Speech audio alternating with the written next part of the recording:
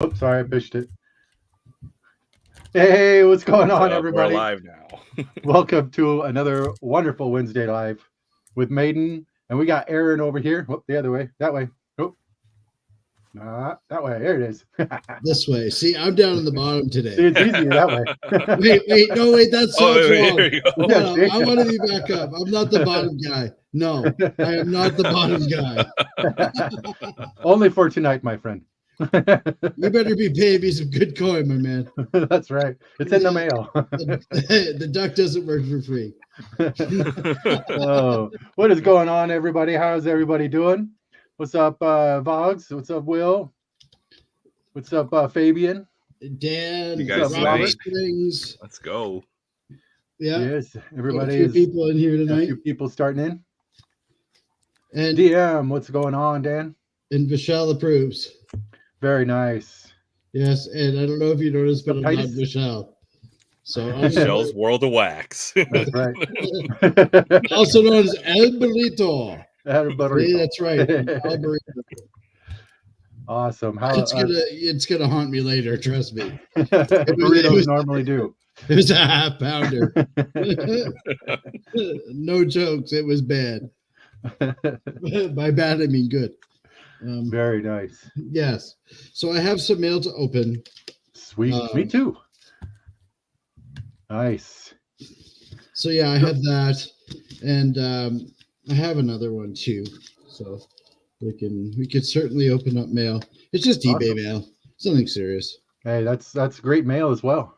Well, it costs me money, so it's not. And like I'm pretty those sure mail. you can guess what one of them's going to be. I mean, yeah, I don't know, like a Canadian basketball player guy? potentially. And a numbered Kirill somewhere in the mix. Nice. Very nice. Hable no español, no hable no inglés. At least that's what I said to the last police officer I spoke with. He didn't find it funny either, actually. So what's going on, Mr. Tim and Mr. Aaron? It's Wednesday night. What are we doing? It is a Wednesday night. How's your week been so far?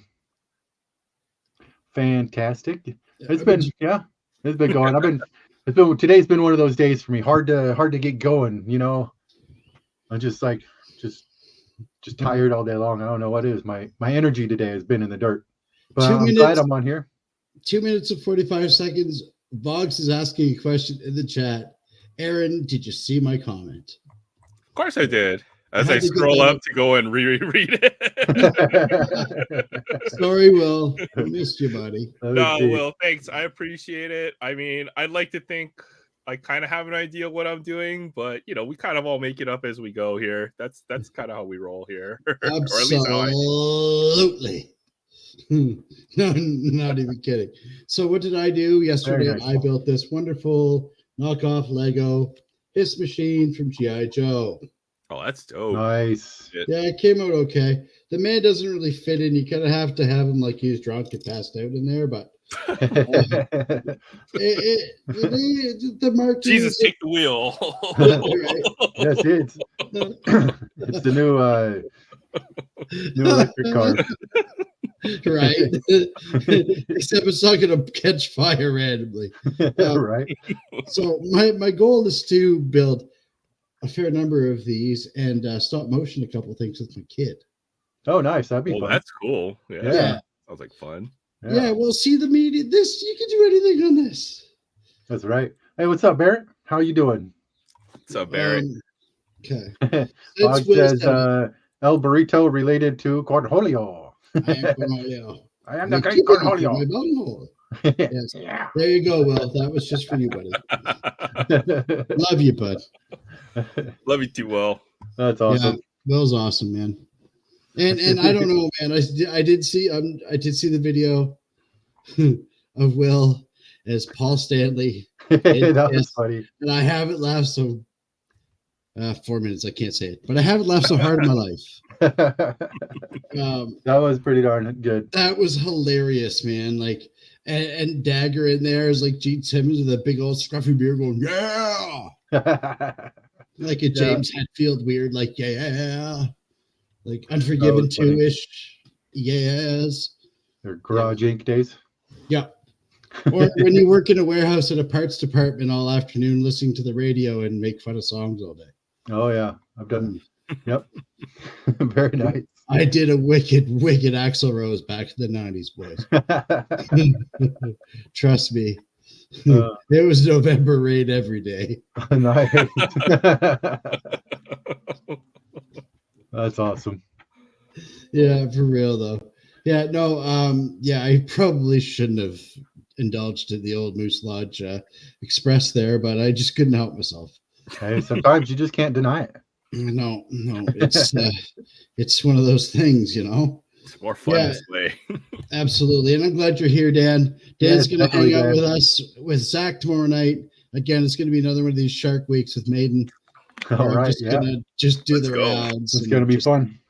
Run out of things to say and that kind of stuff. but I do want to say thank you to everybody that's popped by the silent lives during the day and stuff. I'm just horsing around some new images and trying to like really cheese StreamYard in a way that it's not supposed to be used. and I'm sure the Duck's going to get mad at me at some point, but whatever, man. We're just going to keep rocking it. We're trying to get the hours up a little bit, so I appreciate everybody hanging in. I'm sure definitely will. Yeah, anytime. And like that TV art stuff and the chill music and stuff, I love that anyway. Like when I'm not watching people's stuff, that's what I put on in the house and I just rock around or build Lego or, do what other 40-year-old men do that are simple. I built Legos this week as well with my son. Hey, nice. And Aaron's building Guangdong figures, man. Like he's the man. I got to, dude. You got to record some of that, man. I mean that. Nice. Yep, it's coming. I want to do Gundam, and I want to do I want to bust out some of my old Pile of Shame 40K miniatures. I've got a bunch of stuff I've got to build. So nice. That's awesome. Yes. I'm there, man. Hey, congratulations, Dan. That's awesome. Yes, Dan's channel is growing, and he's working really hard at it, and that's cool. And Dan got a little promotion at work on his real IRL type stuff. So nice. Congratulations on that, Dan. And people that aren't familiar, go check out DM Cards openings. He's just got over 118-ish. So if we can boost him up a little bit, we're trying to get him to 200. Get him to 200. I will be. Yeah.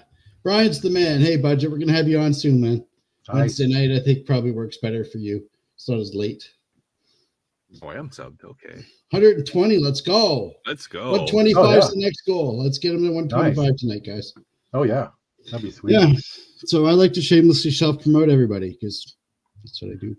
That's awesome. Yeah. It's always a good thing to do. You guys are good to me, man. I gotta love you back. Like you guys really have helped me out and blown my channel up. And dude, I'd be at like 100 if it wasn't for all you fellers. You kind people. Fabian, Brian, Boggs, Aaron, especially Aaron. He's always supported my stuff. Tim, you're the man. You guys, all of you guys, we talk offline too. And we're helping each other out. And we're doing the Vogue. Isn't that the I'm trying to point this way and then that way at the same time here. It's like patting your belly and scratching your head or something like that.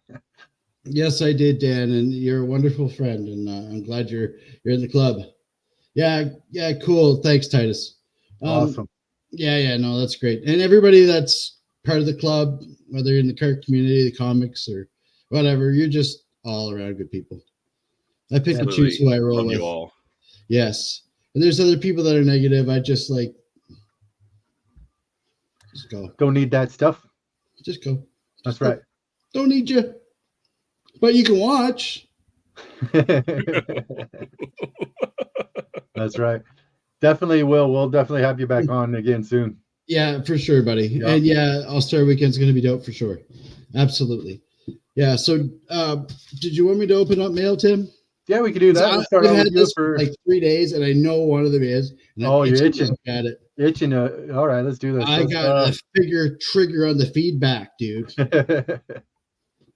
All right, there you go. I know I've been slow on my feedback on my eBays.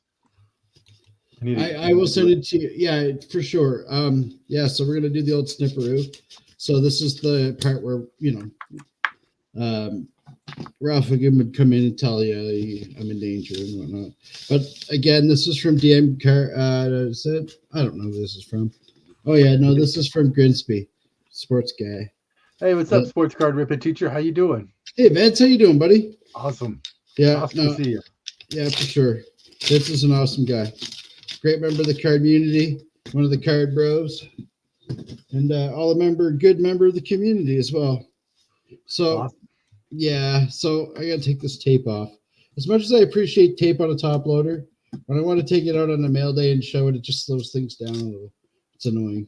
But yeah, I will say it is not numbered, but it is a case hit. It is the Monopoly case hit. Free parking, Jamal Murray. Oh, nice. Oh, that's dope.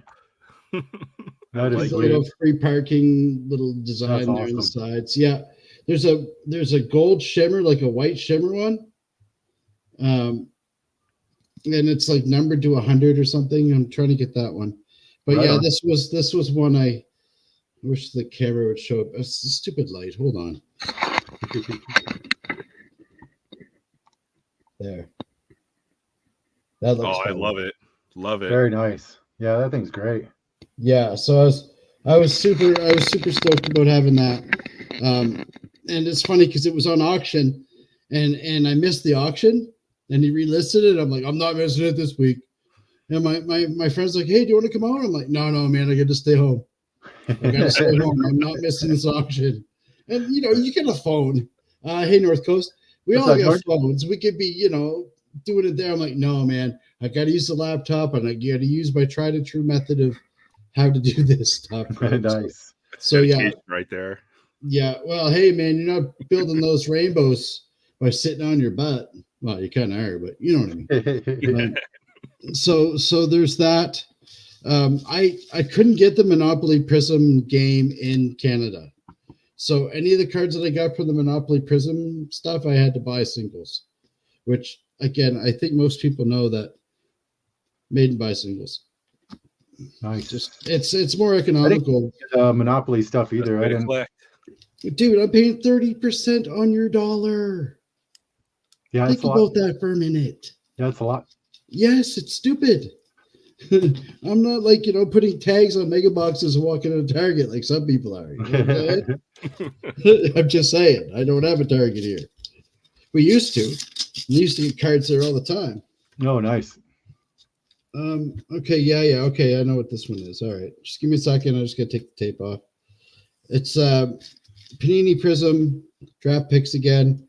As you guys know, I'm trying to get the rainbow. I'm getting the cracked dice, the orange cracked dice, the green, the yellow. But this is the green. Oh, nice. There you go. Yeah, with Jamal and the Kentucky Wildcats gear. It's Nice. not numbered, but it's still a green parallel, so I don't have the green one. And then again, back to the 2021 Optic Jamal Murray rainbow, man. Here's the Oh, there you go. There you go. Here's another one for you. Like you haven't seen this goddamn card enough times, eh? Let's see it a couple more times. You're gonna see it again and again until you get Yeah. the whole That's rainbow. right. All sorts of different colors. So you get the whole Jamal experience, right? That's right. You need the whole thing. That's it. We're not playing. Oh, and I think I showed this on the Sunday show, but I'll show it on yours. Because as you know, guys, I love the miscut stuff. I love the off stuff. Oh, yeah, me too. But I have to show this. This is one of my favorite new things. It's a Jamal Murray T Oh, yeah. minus, but with like a half a kaboom. That's awesome. I know. I wish it would have been like even a good kaboom. It would have been cool. Like half a Jamal, half a LeBron. All right. Oh heck yeah! That would be like a Jabron. you can call it a the jabroni. final. It would be the semifinals all over again. Close enough. Jamal Murray making Brian look old. You know how it goes. Nice. Yeah, so I wanted to show that. That was also a fun one. And so I was really stoked about the free parking parallel. Cool. It is one of my favorite cards. I am going to try and send this to get graded. It is really, really clean. And Nice. it's centered really well. And again, the Monopoly cards, if they grade out nice, they generally do pretty well. Nice. Sweet. Yeah. See, DM pulled a Kojo rookie. No. Oh, nice. card last night. So But that's speaking cool. of rookie cards, I'd like to see a 2016 Panini Threads Jamal Murray rookie card that recently found its way over to my house for like $3. Oh, nice. Nice. Yeah, and again, another one where it's really clean, centered, crisp. It's worth trying to send it into when I'm ready to send in a couple. Definitely. Hey, what's up, Sean? How you doing? What's up, John? See you, And then, man. of course, you know those surprise packs from Dollar Store? Oh, you might not, but anyways, they're in Canada. We don't have like a whole lot. We got like Dollarama, okay? So it has these repack surprise packs. It's generally like $2 for the crap, right? It's junk. Sometimes you get relics and crap like that. So this one here is a Michael Ryder SP Authentics napkin. So dual patch, but you know, Nice. napkin. No, but it's got a freaking crease right there on the top of the freaking thing. Oh, that sucks. That's terrible. It's typical Dollar Store garbage, right? It's poop. But and it's Canadian. So what I'm gonna do is for all of you folks who didn't know what makes up one of these, we're gonna find out. Oh, nice. There you go. We're gonna find out right now. Yeah, take the patches Rip out. Yeah. Again, it's Authentic Fabrics, SP.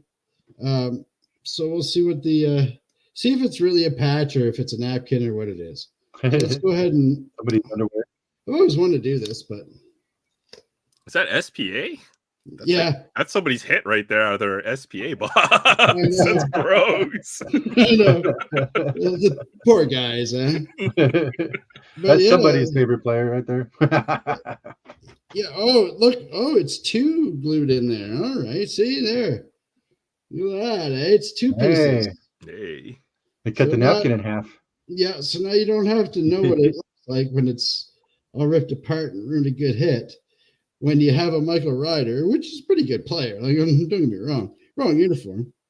And again, it looks like there's an indentation where they kind of like, oh, okay, look, it's kind of like the, you know, when you're a kid and use that weird glue that they had at school. Oh, okay. Yeah, you can't see it, but Oh, yeah. Oh, okay. so they just, you know, cut an indentation out and they lacquered it with some glue. And there you go. There's a piece of Michael Ryder's, probably his underwear. Yeah, there you go. You get his skid mark. There you go. That's gross, Tim. Hey, Jesus Christ. you can blame it on Will there. He says, "Where's the brown stain?" Yeah, I know, right? Yeah, look, guys, it's a Jamal Murray patch relic. Hey! I got my patch rookie card. It's a Look at that. Gotta get it graded now. Yeah, I'm gonna get this graded. This is like a PSA, like minus 100, and it's sticky. It's like Venus flytrap sticky. It made like get some caca on my fingernail now because of it. This may not have been a good idea. Budget says it's a jock strap. Yeah. Oh. But yeah, it literally is. So there you go, man. It's like a half a patch. So You still got one on there. Yeah. Well, I got caca under my nail now, so I'm gonna have to dig that out for like 25 minutes. Fabian has a question for you there, Maiden. I'm gonna. Oh, yes. It's when they had the All-Star game Nice. in '82. Oh, that's cool. And then it has Vladimir Guerrero Sr.'s stitched auto. Oh, that's pretty sweet. Nice. Yeah, well, hey, man. He never played in the '83 World Series, but it cost me an extra $3. I was like, sure. It's like when you go get eye surgery, they're like, do you want the drops? You're like, screw your add-ons, please. man. And it's like, like on The Simpsons there. But yeah, What's so up, Alex? How you doing? this one goes out to all you Canadians fans. There you go. Man. Hey, there you go. Yeah. Very nice. So yeah, so that was I didn't plan on doing that. I was like, this is garbage, so I might as well do it. You know, you I can't thought you were even going to burn sell his it. underwear there or something like that. No, I was going to use it as a lozenge. Oh, there you go. Viewer count going like right down, eh? But yeah, so that's what I got. I was messing around with those surprise packs or whatever the hell. Nice. Today. Yeah, I shouldn't be doing that, but Well, there you go. oh, you guarantee I'm gonna laugh. Nice. I laugh about a lot of things, including myself Right on. and you when you're not looking. No, I'm just joking. Hey, that I'm used to. Hey, but I did. You wouldn't be the only one doing that.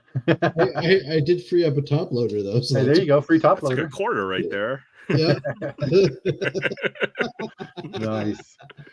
Oh Lord, I have fun with you too. Oh my gosh. Has anybody seen this one though before he takes me off the big screen? This is the 61-62 Fleer. Oh, nice. Oh wow. Great Ty Cobb. Beauty. Nice. Yes, and I know people think he's mean and he's still one of the best hitters who ever lived. So there you go. That's right. Yep. So that's all I got, Tim, for local shares, grabs, and mail. Right on. Yeah. Aaron, did you want to have anything to open up a share or whatever? Yeah, let me do a mail day. Oh, wait, hold on. I ripped all my mail today. That's right. Yeah, It was a great video too. It was yeah, good. no, you had to do something while he's watching that crap Maiden on all afternoon. Eh? Oh man, no, I don't have anything to show right now. I've got Okay. some chronicles in case we need to rip something later on, but I'm good. Okay. Sounds good. Well, I will go ahead and share my couple of things I need to open. So, like I said, Oh, you don't yeah. need to see any more of these cards, but you will. Oh, artist proof. Oh, look at that artist proof. 199 artist proof. Oh. Such a humble brag right there. It's not like the numbered to 10 acetate I have coming in the mail. Oh yeah, Nice. yeah. You know. Exactly. All right, let's see. Gotta here. stay humble, man. But all I've been doing, really, Could have guys. been the 101. Could have been the 101. I wish. Have you seen that one? It's like black and green. Dude, Oh, it that'd be looks sweet. sick as hell. But it's also $700, and I don't have that kind of money right now. Mm-hmm. I don't think So- anybody does for a piece of cardboard, No. even if it is shiny. So I ended up getting an eBay order. I won a couple auctions. I do like to do. I know there's a lot of people that say that they don't like the Probstein 123 or 321 or whatever it's called, but Yeah. I don't mind. I don't mind shopping with them. So I find some decent things every once in a while. And in this one, I found a couple decents. Oh, first, I'll turn on a light. There we go. Found this Jose Altuve. It's a short print. It definitely is, because he's not over 6 foot. That's for sure. Oh no, he's got midget legs and a normal sized torso. You've never seen anything like it. That's how he's so fast. He can move those things. When the merchant's at the store, he looks over. He's like, "Can I help you, little guy? How's it going, little man?" Are you old enough to be in here? Yeah, I know. Where's your parents? Rip it. No, I'm just joking. You must be this high, this tall to ride on this ride. That's right. No, He's like one of those Shetland ponies with the little tiny legs. I know, right? The Budweiser ponies. But yeah, I thought this was pretty neat. It was only Yeah, no. It is. It's cool. You know, that'd be a good trade bait for somebody that we know. yeah. It was, random- there's one person I really thought of about this was Sean, Yeah. No, Jedi Master. Yeah. No, that's straight up Sean's alley. He'd be like, Oh, yeah. "Ooh, I don't have that one. Shiny. I have 800 other Jose Altuves, but I don't have that one." But I thought that was pretty sweet. I couldn't pass it up. So Oh yeah, for sure. And Oh, I then, see that one. I know that one. I know that one. That is a nice card. I actually there's- like that as much as his rookie card. I just picked So that I card don't up have his rookie recently. card. This is the closest I have to Ricky's rookie card, and it was a lot of 2, so I figured why not. Nice. Yeah, dude. Like I got one recently as well. It was really nice shape, really well centered. Got it for $2. Right? Yeah, I got one for like $3. Yeah, Oh this my- one's pretty decently centered. It's all right. This one's a little off centered, Oh but my, I don't for mind. real? Good. For They're $3? fantastic. Yeah, 2. You got 2. Look, you got a better price than Maiden. I know. Well done, sir. But yeah, this one's got a little ding in the corner. You can kind of see it's all poopy, The back, yeah, I noticed but that. not too bad. Hey, it's Ricky's second year, dude. Oh, I know. I want his rookie card so bad. So this was a score for me. Before the super stoked. pandemic, it was reasonable. Right? No, he was talking, Alex. I didn't get a chance to respond. Alex just pulled the Oh, I'm vlog, sorry. which is cool. I like that. That's pretty funny. No, and there's a case of 1980 o-pee-chee, 7980 o-pee-chee hockey that was recently found in a Regina basement that's been wrapped by BBCE. And if you don't know, you don't know, but that's Wayne Gretzky's rookie year. Oh yeah, I heard about that. That would And be there's a sweet. huge auction going on here. That's like $1 million case, easy. That would be sweet to get a hold of one of those boxes. But it is 7980 o-pee-chee and everything's miscut, so good luck with that. Yeah. Right. Oh, Then I was able to find you did it. 54 Red Heart. Yeah. Sick. Billy Pierce. Billy Pierce. Yes, sir. One of the So top this was- 20 pitchers of the MLB ever. Auction is, I think I found it for less than $30. Wow. So I was super stoked. These Red Heart dog food cards are so hard to get.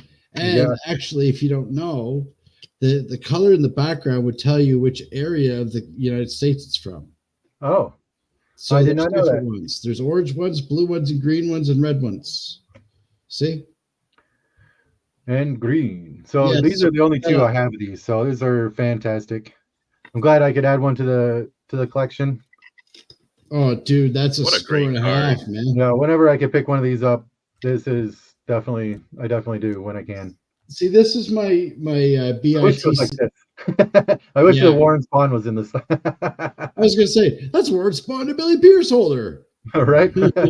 Oh, How did that speaking- happen? speaking of those, I have anyway, it's probably put away, but I have a Sean Kemp rookie card that says it's in a Gary Payton slab. Yeah, you showed me that. I Yeah, remember No you showed way. that. That's awesome. Yeah, Yeah. No, yeah. And the funny thing is that PSA won't correct it. If they make a mistake, you have to pay to get it reslabbed. I know, right? They're And it's so geniuses. stupid. It's like, why? Like, it's your guys' mistake. You guys couldn't, like, just don't. I think the word for PSA rhymes with stink, Right? as in dink. And also found this Brooks Robinson autographed photo. And a top Great loader. one. Yeah, Nice it's signature too. a huge top loader, I know top loaders are like $3 each, man. If you can get them, sometimes they're $5. right? Yeah, I got it for some of my Kiss stuff. The Kiss memorabilia that came in the records. You know, like the tattoos that came in Kiss Alive too, and the Oh, yeah. Love Gun and all that. I got all that stuff all slabbed up too in those. Nice. The Yeah, Kiss they're order- fantastic. Oh, that's great, man. But yeah, this one's super, super sweet. I was super stoked about that. Ah, my eye. My eye, fucking eye. Sorry, It's pretty cool. I may or may not And, have drank too much tonight. I'm just kidding. I don't drink. And I got the winnings from Chance. Oh yeah. Yeah, So- so I won his 400 subscriber giveaway. Oh, And that's I was cool. super stoked. Wasn't expecting that, and I was awesome. Yeah, I had 2 sets of the original Donruss Kiss cards Vogs, and then I got divorced. Oh, that's cool. Well, I mean, it's not cool that you lost it, but it's cool that they have No, those cards. no, it's not cool at all. And I had the first 3 appearances as the Lizard. I had the first Doc Ock Spider-Man comic, and I had Spider-Man number 10, 11, and 12. Oh, nice. Yeah, my lawyers got those. Trade you. It's 2015. Let's see. Fabian asked, Great Brooks Robinson item. Brooks Robinson have a nickname? I don't know. The human vacuum. Oh, there you go. See, I did not know that. I heard did. it before, but I forgot that It's a very important factoid, sir. Why It's like is he Bugs. called the human? Is it because he was so good at fielding? He sucked at hitting. Like Oh. he was really, he really wasn't a good hitter. Is that why? Career 240 hitter, but he was the best third baseman who ever played baseball. Well, I guess Like he was the best fielding third baseman ever. awesome. But he That's sucked as a hitter, for real. So let's be honest. Like I gotta say this is my hot take. This is my hot take. I know. Hey man, feel free to go ahead and unsubscribe to me if you're angry at this comment, because I really don't care. If Kobe hadn't died, people would have still forgot about Kobe Bryant. Okay? He was good, but he wasn't the greatest of all time. He wasn't as good as Bill Russell, Wilt Chamberlain, Jerry West, Michael Jordan. But you know what? He's just below that tier. But people put him up because he passed away. God rest his soul. I'm not going to ever talk ill about the dead. But if he hadn't have passed the way he did, he would have faded off. I guarantee it. Guarantee it. Maybe not for folks in my generation, because we always watched Kobe. I thought of Kobe more than LeBron, to be honest. Oh, dude, like I'm telling you, you're probably right. He's in that conversation. He's in that conversation. But Yeah, they're like, definitely in it. like to put him over, like, all the greats of the time, like Walt Frazier and like Earl the Pearl Monroe and Jerry West and like Gail Godrich, all these other guys. Pistol Pete Maravich. He's one of the most underrated, like doesn't get talked about enough. Kareem Abdul-Jabbar, Dr. J.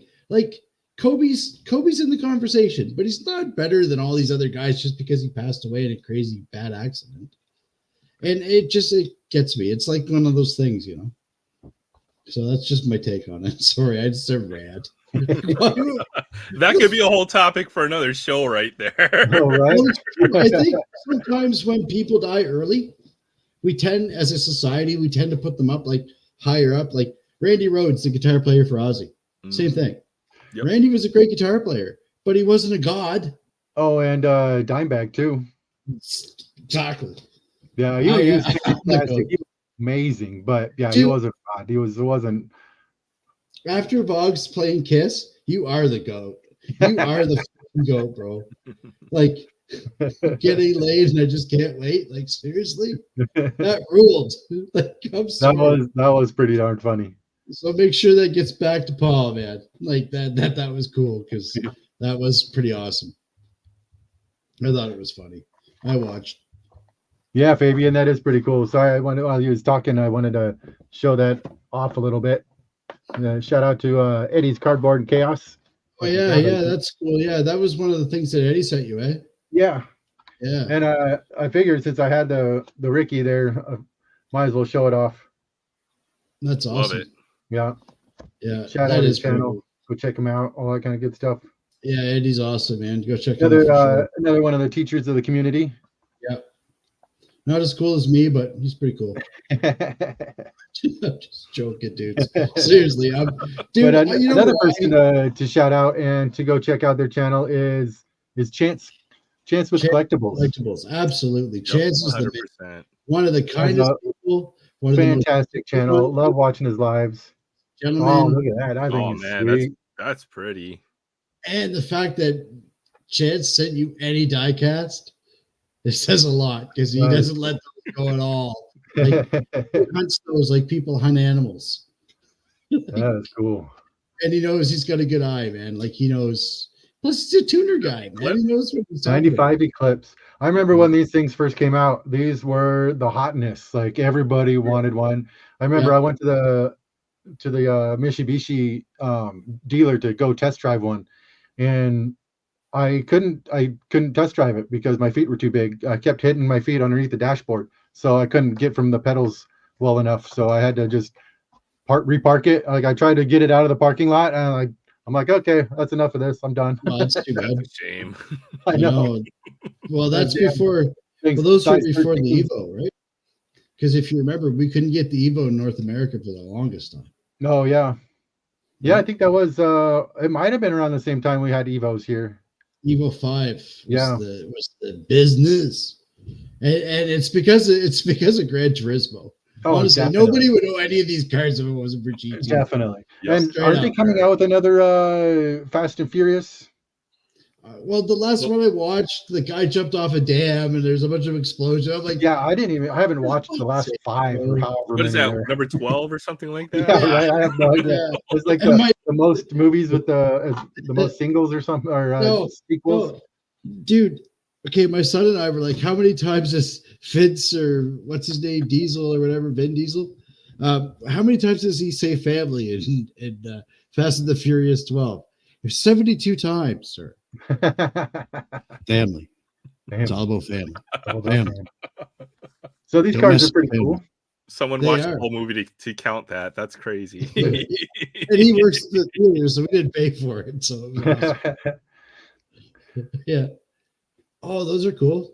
Yeah, these ones are awesome. That's He dope. opened up some of these DC cards. I forget exactly what they were. Yeah, they're cool. But they have like little QR codes on the back that you can scan, and then you get like a digital of the card as well. You know what Batman was thinking in that picture? Which one? That one right there. Let me read and see. Oh no, I already have it figured out. Oh, what was he thinking? Family. Oh, family. I thought he was thinking that his fart was really rank. Oh, dude. I don't think that He's far like, ahead. oh, that Come was on, bad. man. That is a drinking game. Though. That's what Austin and I were saying. We're like laughing about it, and then every time we turn around, we'd be like, family. It's all about family. Nice. Those That's are awesome awesome. cards. Thank you, Chase. They are. They're well. cool. One of them looks like foily. Yeah, it's the Batman, the Bruce. Yeah, Oh, that's nice. it is. I think That's a shiny. And I don't know about you fellas, but in the Flash movie where Batman made an appearance and it was Michael Keaton and he scissor kicked that guy in the chin there, I was like, yes, the real Batman's back. Yes. Nice. Awesome. I got a couple packs. I'll open up here in a second. And Awesome. we got another Hot Wheels. Oh, you like that? You're a Jeep Got an awesome guy. Jeep. Nice. That's I'm a nice. Jeep fan. I like Jeeps. So that's Yeah. It's a treasure hunt too, right? Is it? I think I so. think With so. the little, if you look underneath the Oh, yeah, it card, is. yeah. Sweet. Yeah, that's rare awesome. as piss, as they would say. Oh yeah, and it's got the little treasure hunt symbol on the side there. Yeah. Oh, that's awesome. That's cool. Yeah, your first treasure. Awesome. So we'll Sweet. treasure the moment. I am treasuring it. Deeply. You should treasure the moment, and everybody should take a chance and go check out Chance because it's awesome. I like No. that. I like the way you did that. That's great. All kidding What's up, Jay aside, Bailon? How you doing? Jay Elon's here. Hey Jay, how you doing, buddy? Okay. Seriously, from the bottom of my heart, Chance is a great dude, and he cares and he knows the stuff, and he's having fun with it, and he's awesome. So Definitely. I mean, like, I wouldn't tell you that if he was a douche. Not like Guy Ledouche. No. Guy Ledouche. C'est pas comme de la douche. I love that show. Oh my god. I love it. I I'll son still loves watch it it so to this much. day, man.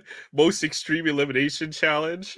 Oh, yeah. The douche. Oh man, my son loves it so much. There's only like a couple of times where I've been like, okay, this is a little bit much, Floyd. I'm sorry. We got to turn this off. Hey, Timmy, you're teaching him great things over there, buddy. Keep it up. It's so great though. It's so funny. It is. It's awesome. He always laughs his ass off at it, man. It's fantastic. Oh, So let's see here. We got 2023 Top Series 1. Ooh. And we got the Royal Blue Base card parallels. Let's check this out. We got 14 cards in here. Let's see what we get. Sexy times.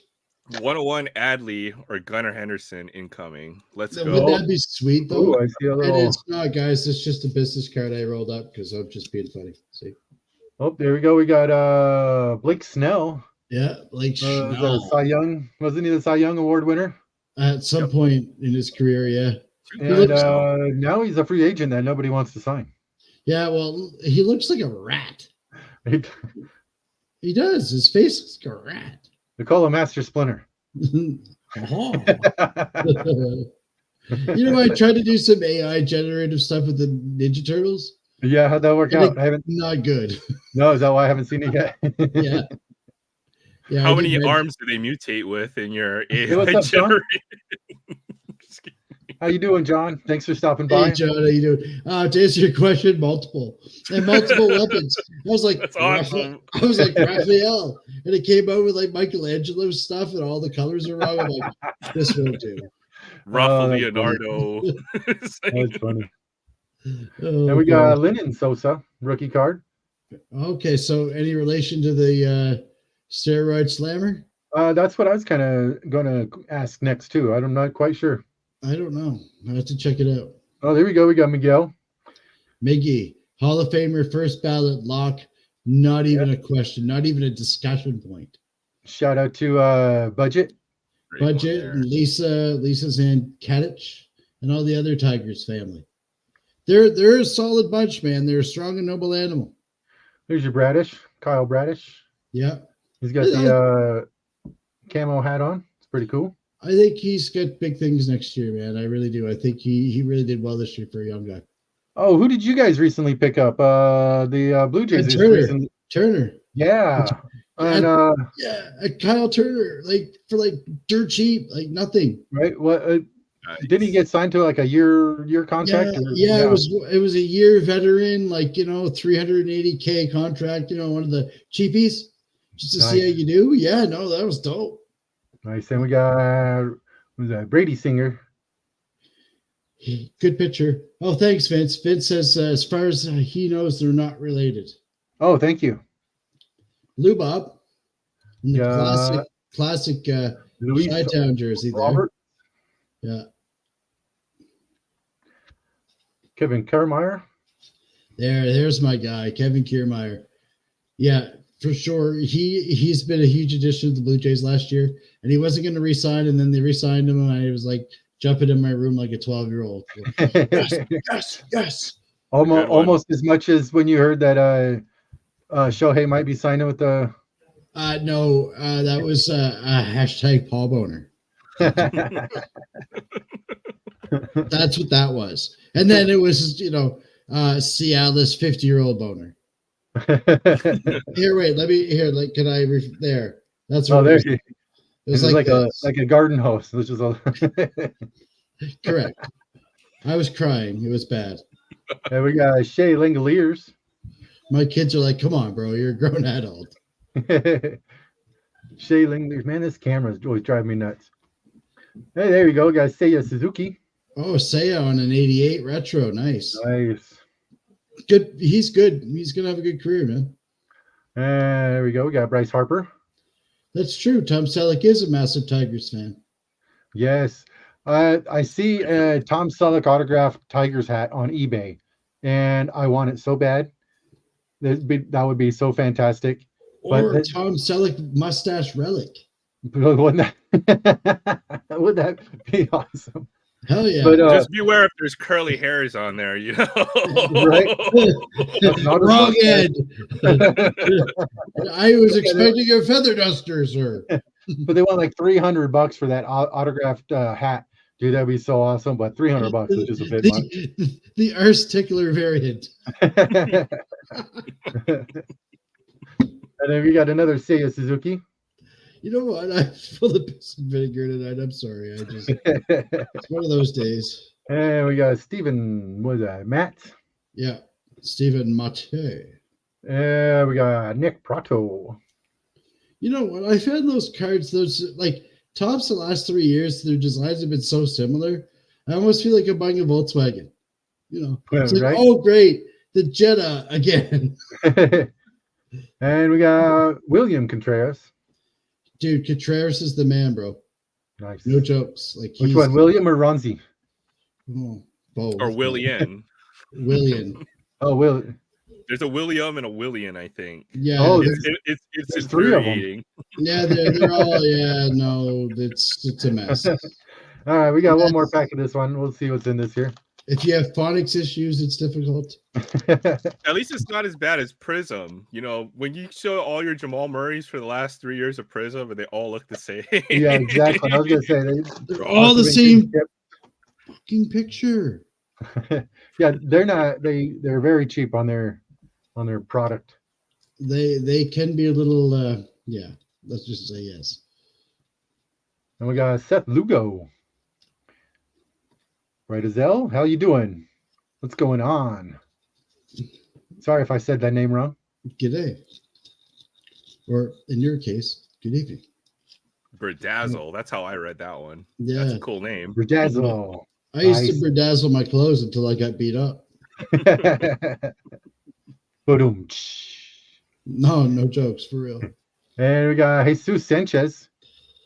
I was a big Kiss fan as a kid. Sorry, it's just what it is. There you go. We got Jacob DeGrom.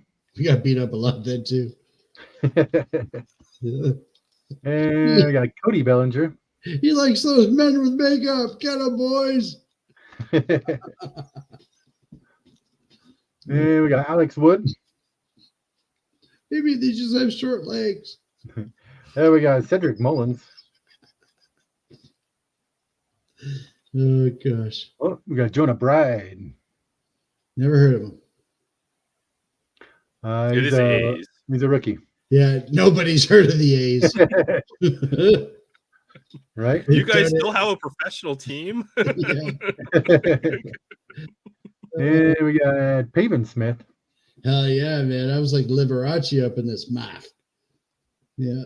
No, but it's true. There's a yeah, I know. I love Dion's comment. I love it.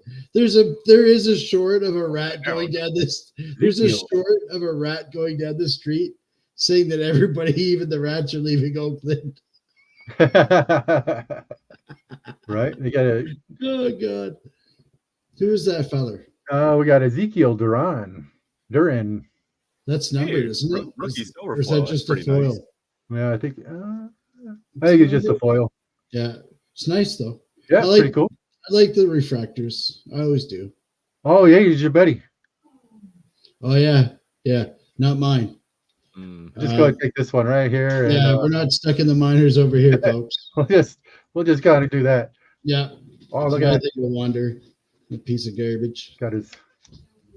Yeah, man, look at that. It's go No. like Yeah, tearing duct tape. I do What feel is bad that for the. card? I know, it's That's like awesome. tearing, it's like tearing duct tape there. I know, right? Wait, it's like that patch card. It's like, how much goddamn metal's in this thing? I thought it was cardboard. Right. Mhm. All right, let's see what else we get in there. We got Brandon Crawford.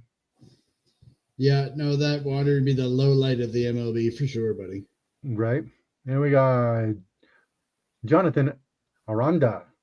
Nice. And he's huffing it going around those bases. Yeah, it reminds me of Alejandro Kirk. And we got Josh Rojas. Dude, when I watched Alejandro Kirk go from second He's to from home, Hawaii. bro, I thought he was gonna have a heart Played attack for coming Hawaii. around third. Oh, nice. Metal, heavy metal. And we got you, Darvish. You know, I don't like him. I don't know why. I just don't. Maybe it's his name. I don't know why I don't like him, but I don't like him. I never have. Even when he was like really, really good, and everybody was like, "You Darvish." No, nothing. No. All right, let's see what's in this. What we got? 2023 Donruss football. Oh, I know what's in there. There's a downtown inside that pack. Oh, I that'd hope be so. sweet. That would be sweet. Yeah, that would be awesome. But yeah, I honestly think that Jamal Murray is overshadowed by Joker a lot, but that's okay. That's cool. Because both of them make that team, man. And that's just the way it is. And it works. And it's awesome. All right, we got Chris Jones starting this one off. Hey, what's up, Zach? How you doing? Zach? Hey, Zach, how you doing, bro? I was talking to the other part of Zach Squared, Zach O, and we were talking about the average lifespan of an NFL player. It's like 3.7 or 2.7 years in the league. Boy, so far crazy. this is a Kansas City pack. Got Travis Kelce. Ugh.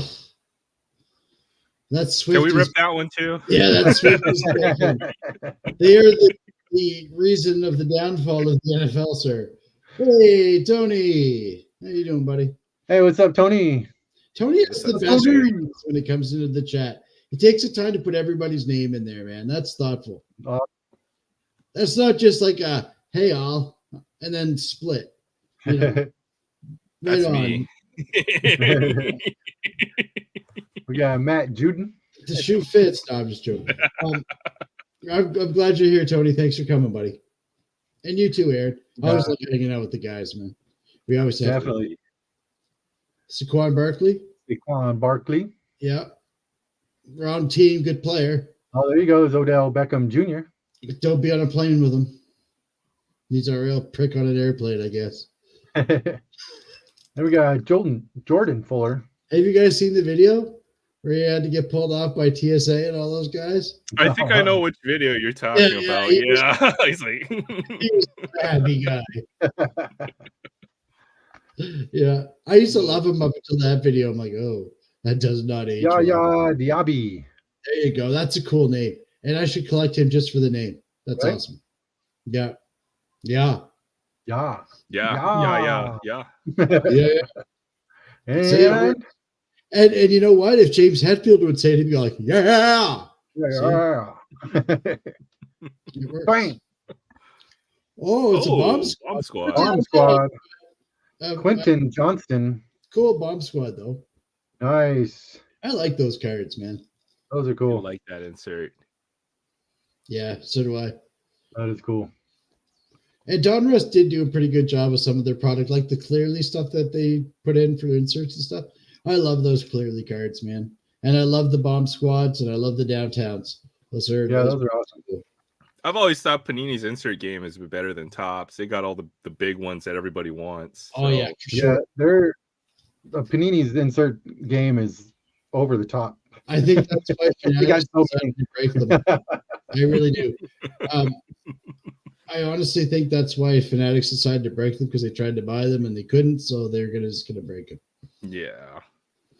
Unfortunately, as I wear my Lids hat. So Fanatics. I get the question a few times if I have any soccer cards. So I came across a couple soccer cards, and I'm not sure if anybody likes soccer around here. No, Anybody soccer fans? not So- here where I live. Hell no. That's on the same line as figure skating. Right? No, seriously. In Canada, like down where I'm from, it's hockey, and hockey.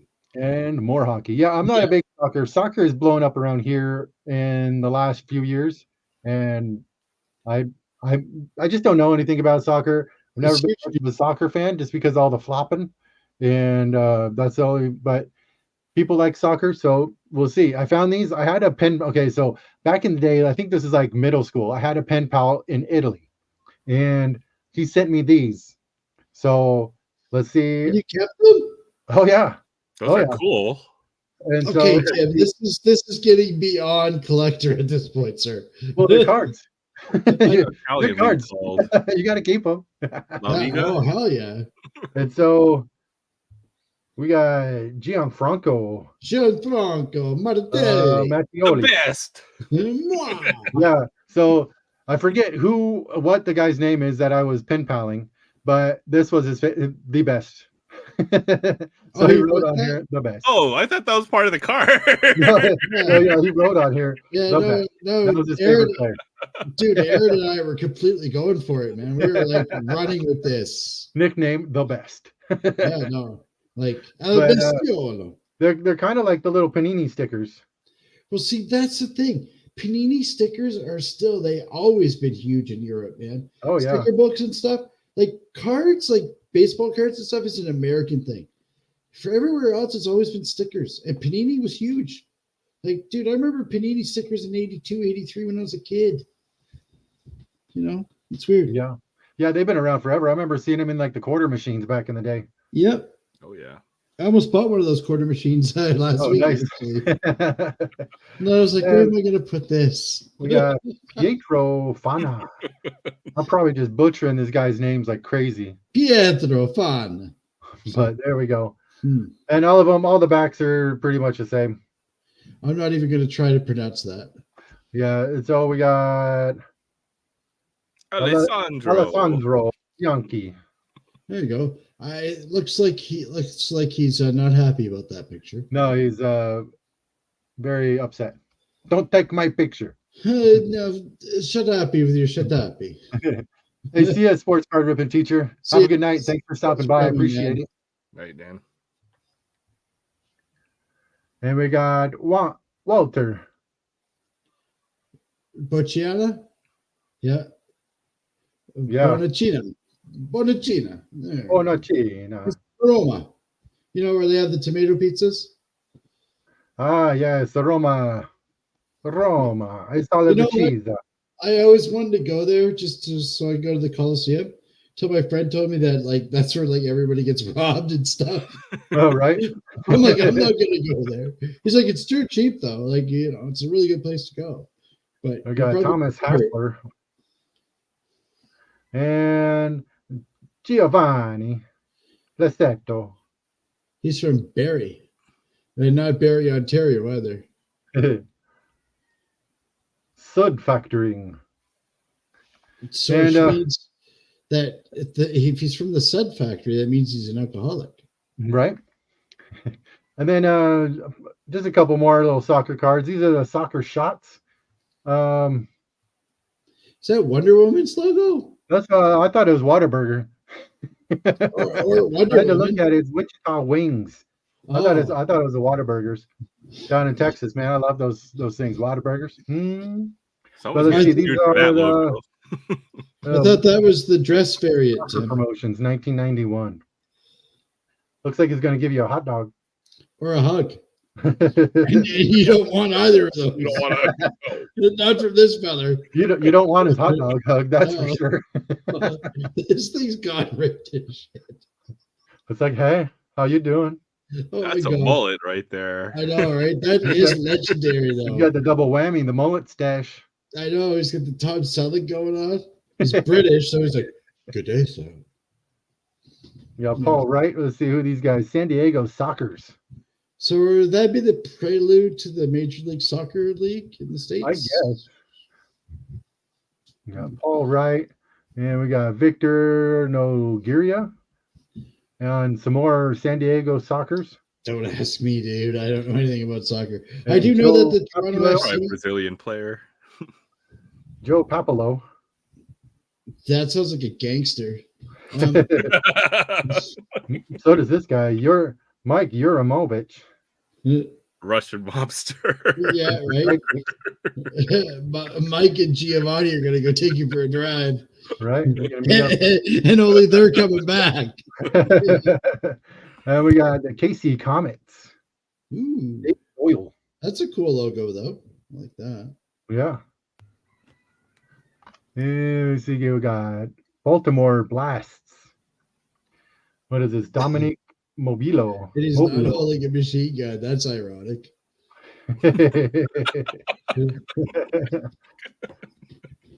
Dominic. God.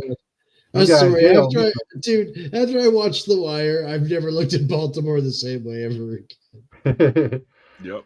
And we Facts. got Hector Mariano.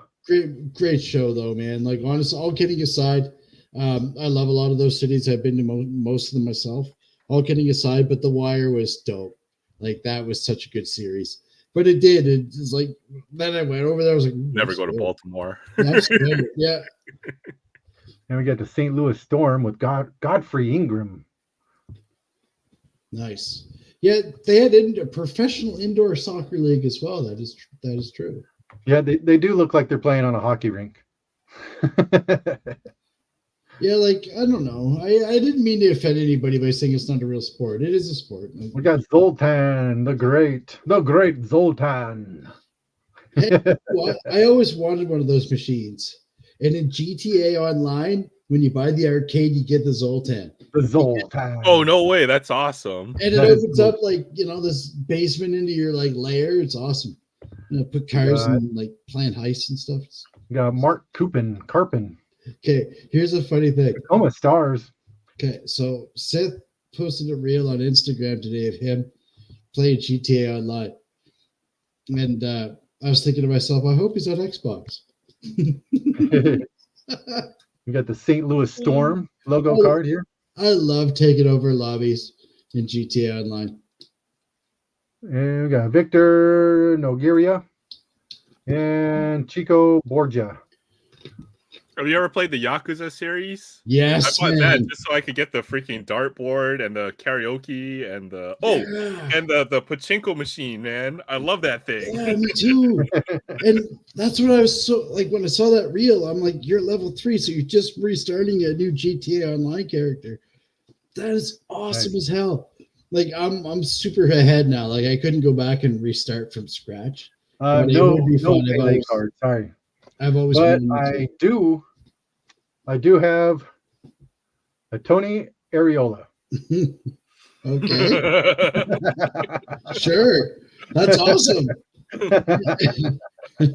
I had to show that. I had to save that, put that off to the side so I could show it with Ed Lynch. Oh, the 3 guild machine, dude. The 3 guild monster. Well, that's about all I got right there for today on that. But we're going to talk about some graded cards and all that kind of stuff. So yeah, let's go to the panel. We can play all. Yay! I'm at the bottom again. Wait. There we go. Oh. So this is like Hollywood Squares, except it's like a low rent version of Hollywood The Squares. triangle. We're going to be on Dateline soon. Yay! Oop. What's that guy say? Hi, I'm what was he when he catches those people that bring in the beer and pizza to the house? Oh, yeah. The guy's name. Didn't he get caught? Yeah. Wait. Hey, Chance. Thanks for coming, buddy. What's up, Chance? Hey, what's up, Chance? You missed it. I'm sorry. I just opened up your package. It was fantastic. Thank you so much. It was, Chance. It was amazing. I just got done opening up your the cards too. Congrats to your 400, bud. Yes. Yeah, Chance is the man. Enjoy him a lot. He's a great guy. Chance to 1K. Yeah, for sure. Definitely. See you, DM. We'll see you tomorrow night, bud. Yeah, see you tomorrow night. Thank you for stopping by. Hi, I'm Troy McClure. You might remember me from such live streams as Sunday nights. Chris Hansen. See, that's the guy I was talking about. Chris Nice Hansen, one's that. Yeah, to pitch a Predator. Yeah, who was it? They had they should have Vince McMahon there. But anyway, I'm not even going to go there. That's some crazy stuff going on here. Oh my gosh. Allegedly. I don't know. Oh, right. Who knows? I really at this point all bets are off, man. You never know what's gonna happen. Guys are girls, girls are guys. There's not more stories coming out of that era of wrestling. Dude, I'm telling you, when they caught the Iron Sheik and Axon Jim Duggan on cocaine in a traffic bust in Florida, it kind of broke kayfabe for this guy. Okay. Oh, dude, Hacksaw Jim Duggan was the best. He's got a YouTube channel now. That's awesome. He shot a feller like last year. He fucking shot him in the 357. Oh, dang. Oh yeah, he talked about that. Yeah, the guy was like home invading him. I'm like, yeah, he's wrong, dude.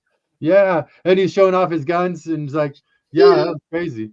Yeah, but yeah, and Hacksaw Jim Duggan and all those guys, they were great. Iron Sheik just passed away here recently. They're like, oh yeah, that's too bad. But he was hilarious, man. Like, I'm sorry, but the Iron Sheik was awesome.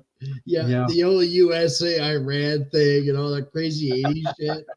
Good G.I. Joe and Sergeant Slaughter and all that. Slaughter, man. Dude, I love what a great gimmick.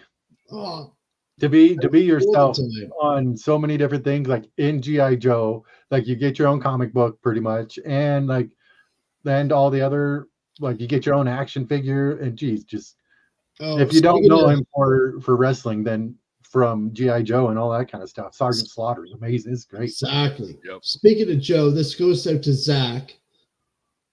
There you go. A Lego. Zach. Oh, you were here earlier when I showed this, but I was building this yesterday. Nice. Yeah. And you can't talk about G.I. Joes without talking about the G.I. Joe PSAs. Those are even better. Yeah, for sure. Pork chop sandwiches. Yeah, I know. Right? What do you mean you can't eat taco sandwiches at 11 o'clock at night? Oh, wait, I should. That's just for me. Body massage. Those are the best. They're like overdubbed and man, they're hilarious. Those are so fantastic. Yeah. Oh, over his food. Heck yeah. But no, taco sandwiches are a real thing. Sorry. I love pork chops. Dude, I'm telling you, like one night, okay, this is a long time ago. I was back in my partying days. I woke up in the middle of the night and said, ooh, I'm gonna make some tacos. So I made tacos, but then realized it was just the kit. It didn't have like the little shells. So this is before the shells came in the kit, right? I'm like, shit, I gotta have a pound of hamburger here. It's ready to roll. And I got nothing. Like I don't even have like taco chips. I don't have Doritos. I got zip. So I was just like, got the meat. yeah. So I was like, well, you better break out the breads. That's the way to do it, man. That's why you put your hamburger helpers inside that white bread. It was horrible. It was like the worst thing I could have ever done. What's up, bro? I had a stomach ache for a freaking week. It was horrible. Yeah. Now it could have been that I was half cut in the middle of the night making the meat. Probably wasn't all the way cooked, but whatever. It's just beef. It's all good. Started as a good idea.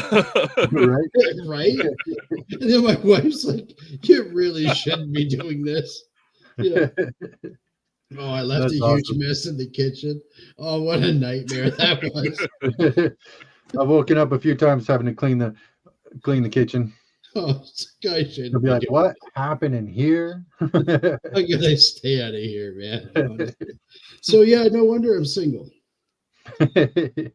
Poor Christine, honestly. God bless her soul. She tried. She really did. Ruka Ball? Yeah, no, Rook's the businessman for real. No jokes. I like her a lot. She's been really good. While you guys get this thing going, I'm gonna be right back. I gotta get some more coffee and yeah, you're gonna need it because I'm wound up tonight. I need my coffee today.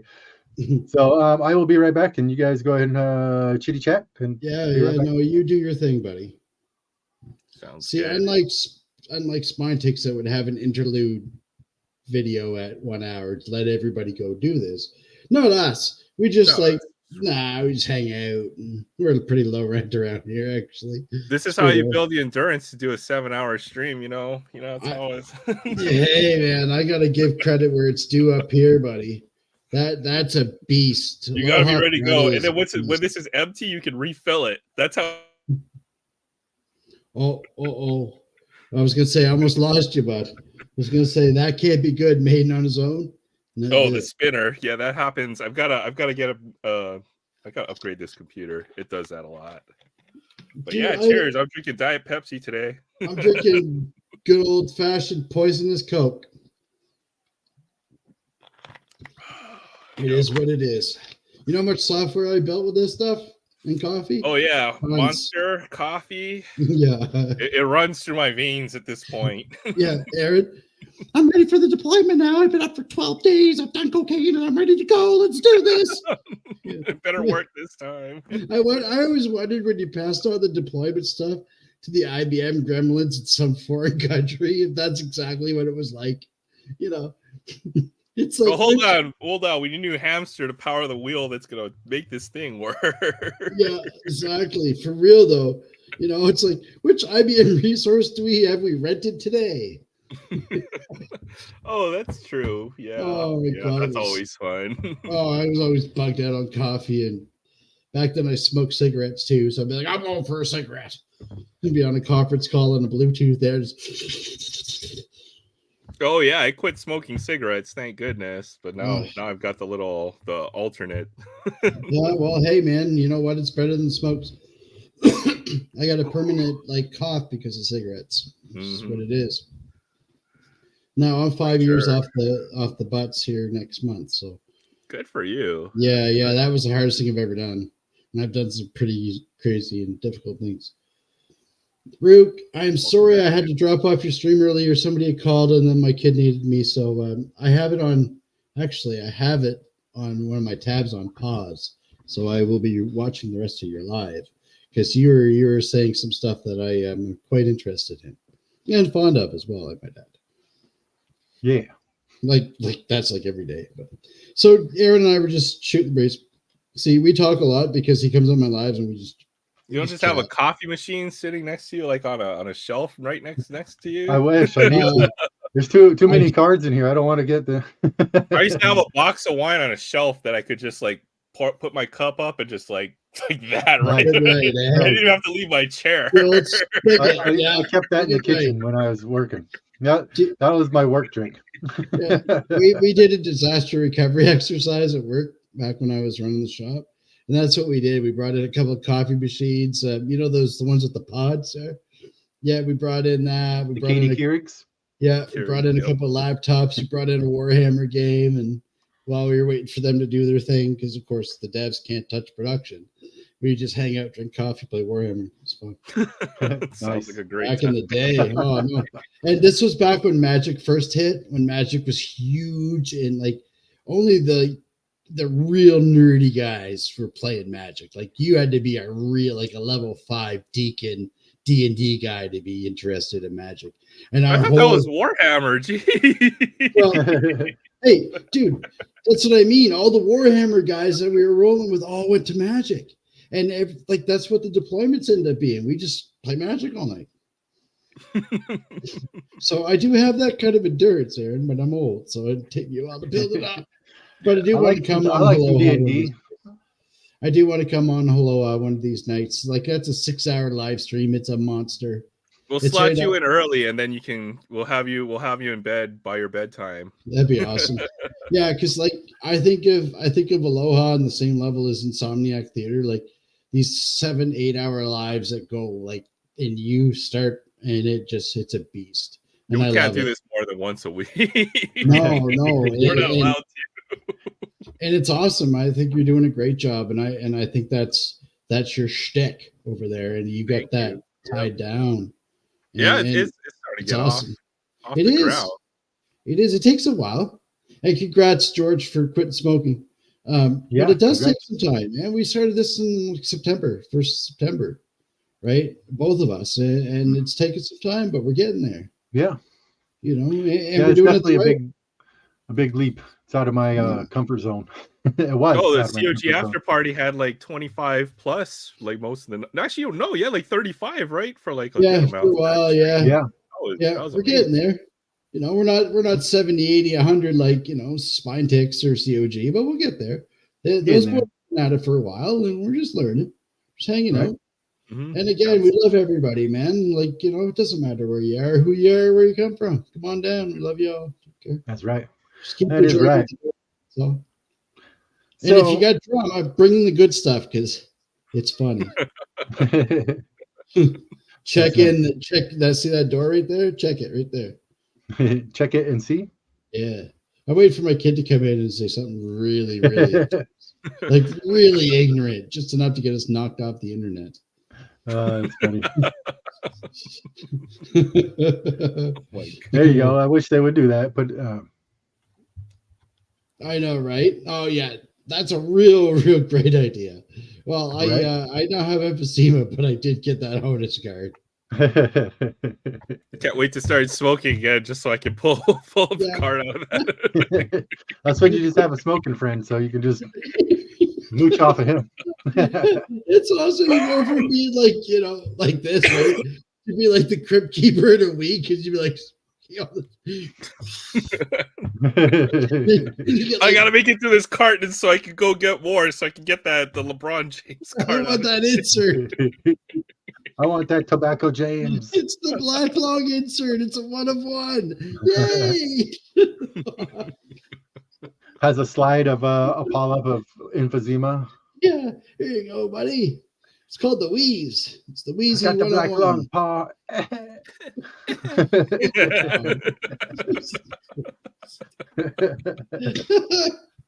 Merman. Right. Merman. Mermaid. So 13 minutes past the segment for PSA grading. And here we are talking about We're never Mother getting to Never get to it. No, and then that's the problem with Tim and I, right? We're all over the place. Just We don't say one care. thing, then we're on a different subject, and then we Mhm. say we're going to open up a pack of cards, and we totally forget. Yeah, It's okay. no, It takes us 4 hours to get to the 1 hour segment on Yeah. Aloha Friday, so Yes. we're way ahead of pace here. Nice. So we're talking about some PSA slabs and just slabs in general. And yeah. So Aaron has a Aaron- really good strategy on on slabs and that Yeah. kind of thing. I'd like to hear it. Okay, well, I mean, just in grading in general, right? I mean, I Yeah, always tell yeah, people there's definitely. because grading works differently depending on who you are. I always get this question, "Oh, what, how, when, and why should I grade, or should I grade my cards?" Right? I mean, you could have a pile of cards like, I don't know. Let me just grab a whole stack, right? You wouldn't want to grade all this, but you might want to grade one or two in there, right? Right. Hey, what's up, Yeah. Lon? But my personal advice as far as grading is concerned is I would only grade to sell my cards, right? I'm a raw collector for the most part. I'll show you all the slabs I own. This is about half of them right here. If I were to grade a card, it's because I'm going to sell them. And since I'm not selling my cards right now, then I don't need to grade them. Now, you could grade your cards in order to protect them. I totally get that. But then again, I also think, top loader or, one touch or a pro mold will do just the same job. So, You could also buy those slabs. They put those in, and they have different companies. I think Mangini ended up showing where it has like the top where you can put your own little label on them and all that kind of stuff, and it looks exactly like a PSA slab, and you could buy them on eBay, I think. oh yeah, absolutely. In fact, I know folks who buy those slabs and then since they can put their own custom tag, then they can start their own grading company. Right. Yeah, Right. or bootleg PSA labels. I've never heard that one before. All right. Now Anyway, go See ahead. the old clutterbuck. yeah, we get old B clock there hanging out in the one touch there for everybody. Go check your bums. You could have bum cancer. I think for older cards, for vintage cards, you probably want them to get graded, right? Because grading actually matters. The scale, you want to know what the grade of your card will be. You might not be able to tell it. For ultra modern stuff, everything comes out of a pack. It's going to probably be a PSA 8 out of the pack, and Yeah. it could be a 9 or a 10. And as far as PSA 10, you kind of need, in order to grade when you send your stuff in, you need to get 10s for ultra modern stuff, right? Else, And it's no point doing it. there's kind of Yep. no point to do it financially, right? If you're going to pay $15 Exactly. a card. And the one thing the other reason why I won't grade is because if what's the difference between a PSA 9 and a 10? It's gonna Right. it's Money. undiscernible. Okay, Money. if I can't tell, if the PSA grader can't tell if it's a PSA 9 or a 10 on a consistent basis, then there's really no point in grading to me. That's just that's my hot take right there. Right. Right? Especially when You you can can have send it back, That's hot. crack yeah. it and send it back in, and it gets a different grade every time or close to Yeah, every because time. it's a different guy. You could have a slab, you could have a card in a slab that gets returned to you as a PSA. If you were to send it to another grader and it gets a 10, then like what the heck is the difference? Or you just paid $30 to get your card graded when you know it's a 9 or a 10. Like what's the difference? So I won't pay for a PSA 10 slab personally, unless it's a good deal. If it makes sense to buy it as a Right. PSA 10 because I got it for cheap, then yeah, sure, maybe. But then there's even one more wrinkle on that, right? Because the prices of your cards will fluctuate, right? So That is That's the true. ultimate calculus in this. Absolutely. you buy a PSA 10 slab. How does it go up from where the PSA 10 price is? And that's a big problem. Or you send in a card to get graded and you hold it as a PSA 10 slab and you pay a massive grading fee. Say you got upcharged for, a big high-end card. You have all your money locked up in that slab until you sell it. So to me, there's no point in having a graded card unless you're ready to sell it. There's no point for me to grade cards. Yeah. You're just Unless you do the locking away money. SGC, they don't charge extra for if it's worth more or whatever. I think so. That's why SCG is becoming. Yeah, they don't charge. They just have a flat rate too. And that's it. For a Yeah. lot of Even with vintage autographs guys. too. A lot of vintage guys love the black tux, and again, those guys are preserving the cards, like Aaron says. That's a preservation measure, right? Like you got a 59 Mantle, man. Yeah, you're going to get it slabbed because it's a 59 goddamn Mickey Mantle, and you don't want it to get wrecked. I don't care if it's a 4 or a 10.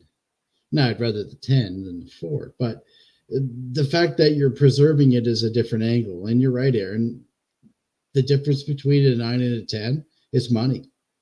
It's Generally. imperceptible. It might even come down. There's all kinds of I guess you would say conspiracy theories.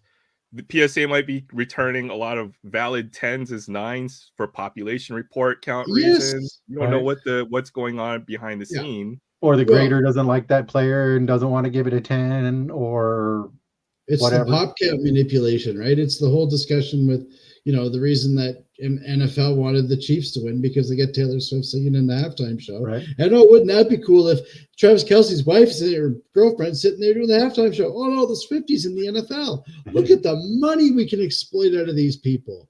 Mm-hmm. Folks will crack the slabs, the 9s for 10s, but you really have to know what you're doing. You need to understand the pricing Definitely. of PSA.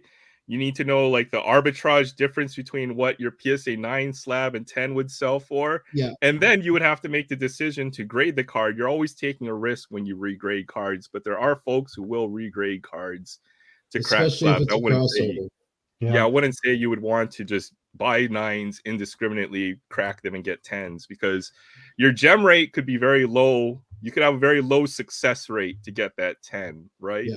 That's another thing you have to consider. So grading is super confusing and complex, but it needs to make financial sense ultimately. That's the bottom line, at least to me. And you've got to be doing it to sell your cards, in my opinion. Oh yeah, like So- I remember when the craze hit for ultra modern basketball, right? Zion's rookie year, man.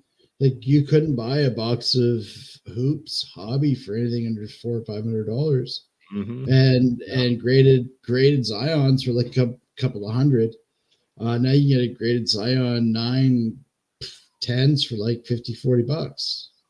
So you're right. Like, man, if you're right, I don't know how other way to put it. You're right. Now for me, if I'm going to PC a guy and I'm going to like preserve it, like if it's a 1 of 10 or a 1 of 25, well, that's different. I'm going to put that in the slab because I want it to be preserved. I don't really care about the pop count, but you're right. The pop count plays a lot of role in the hobby. Mhm. People. Sorry, go ahead, Tim. No, I didn't mean to interrupt. Go right ahead. Oh, we got a bit of a lag, folks, for those of you who don't know.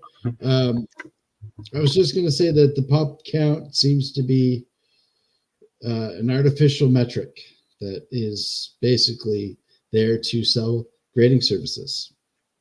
There's all kinds of crazy things, okay? Even numbered cards, where there's serial numbered, they can be counted several times in a pop report because folks will crack it and resubmit it, and the grading companies will regrade that card even if they've already graded it. It's crazy. Absolutely. There's no way for them to tell that was the same card.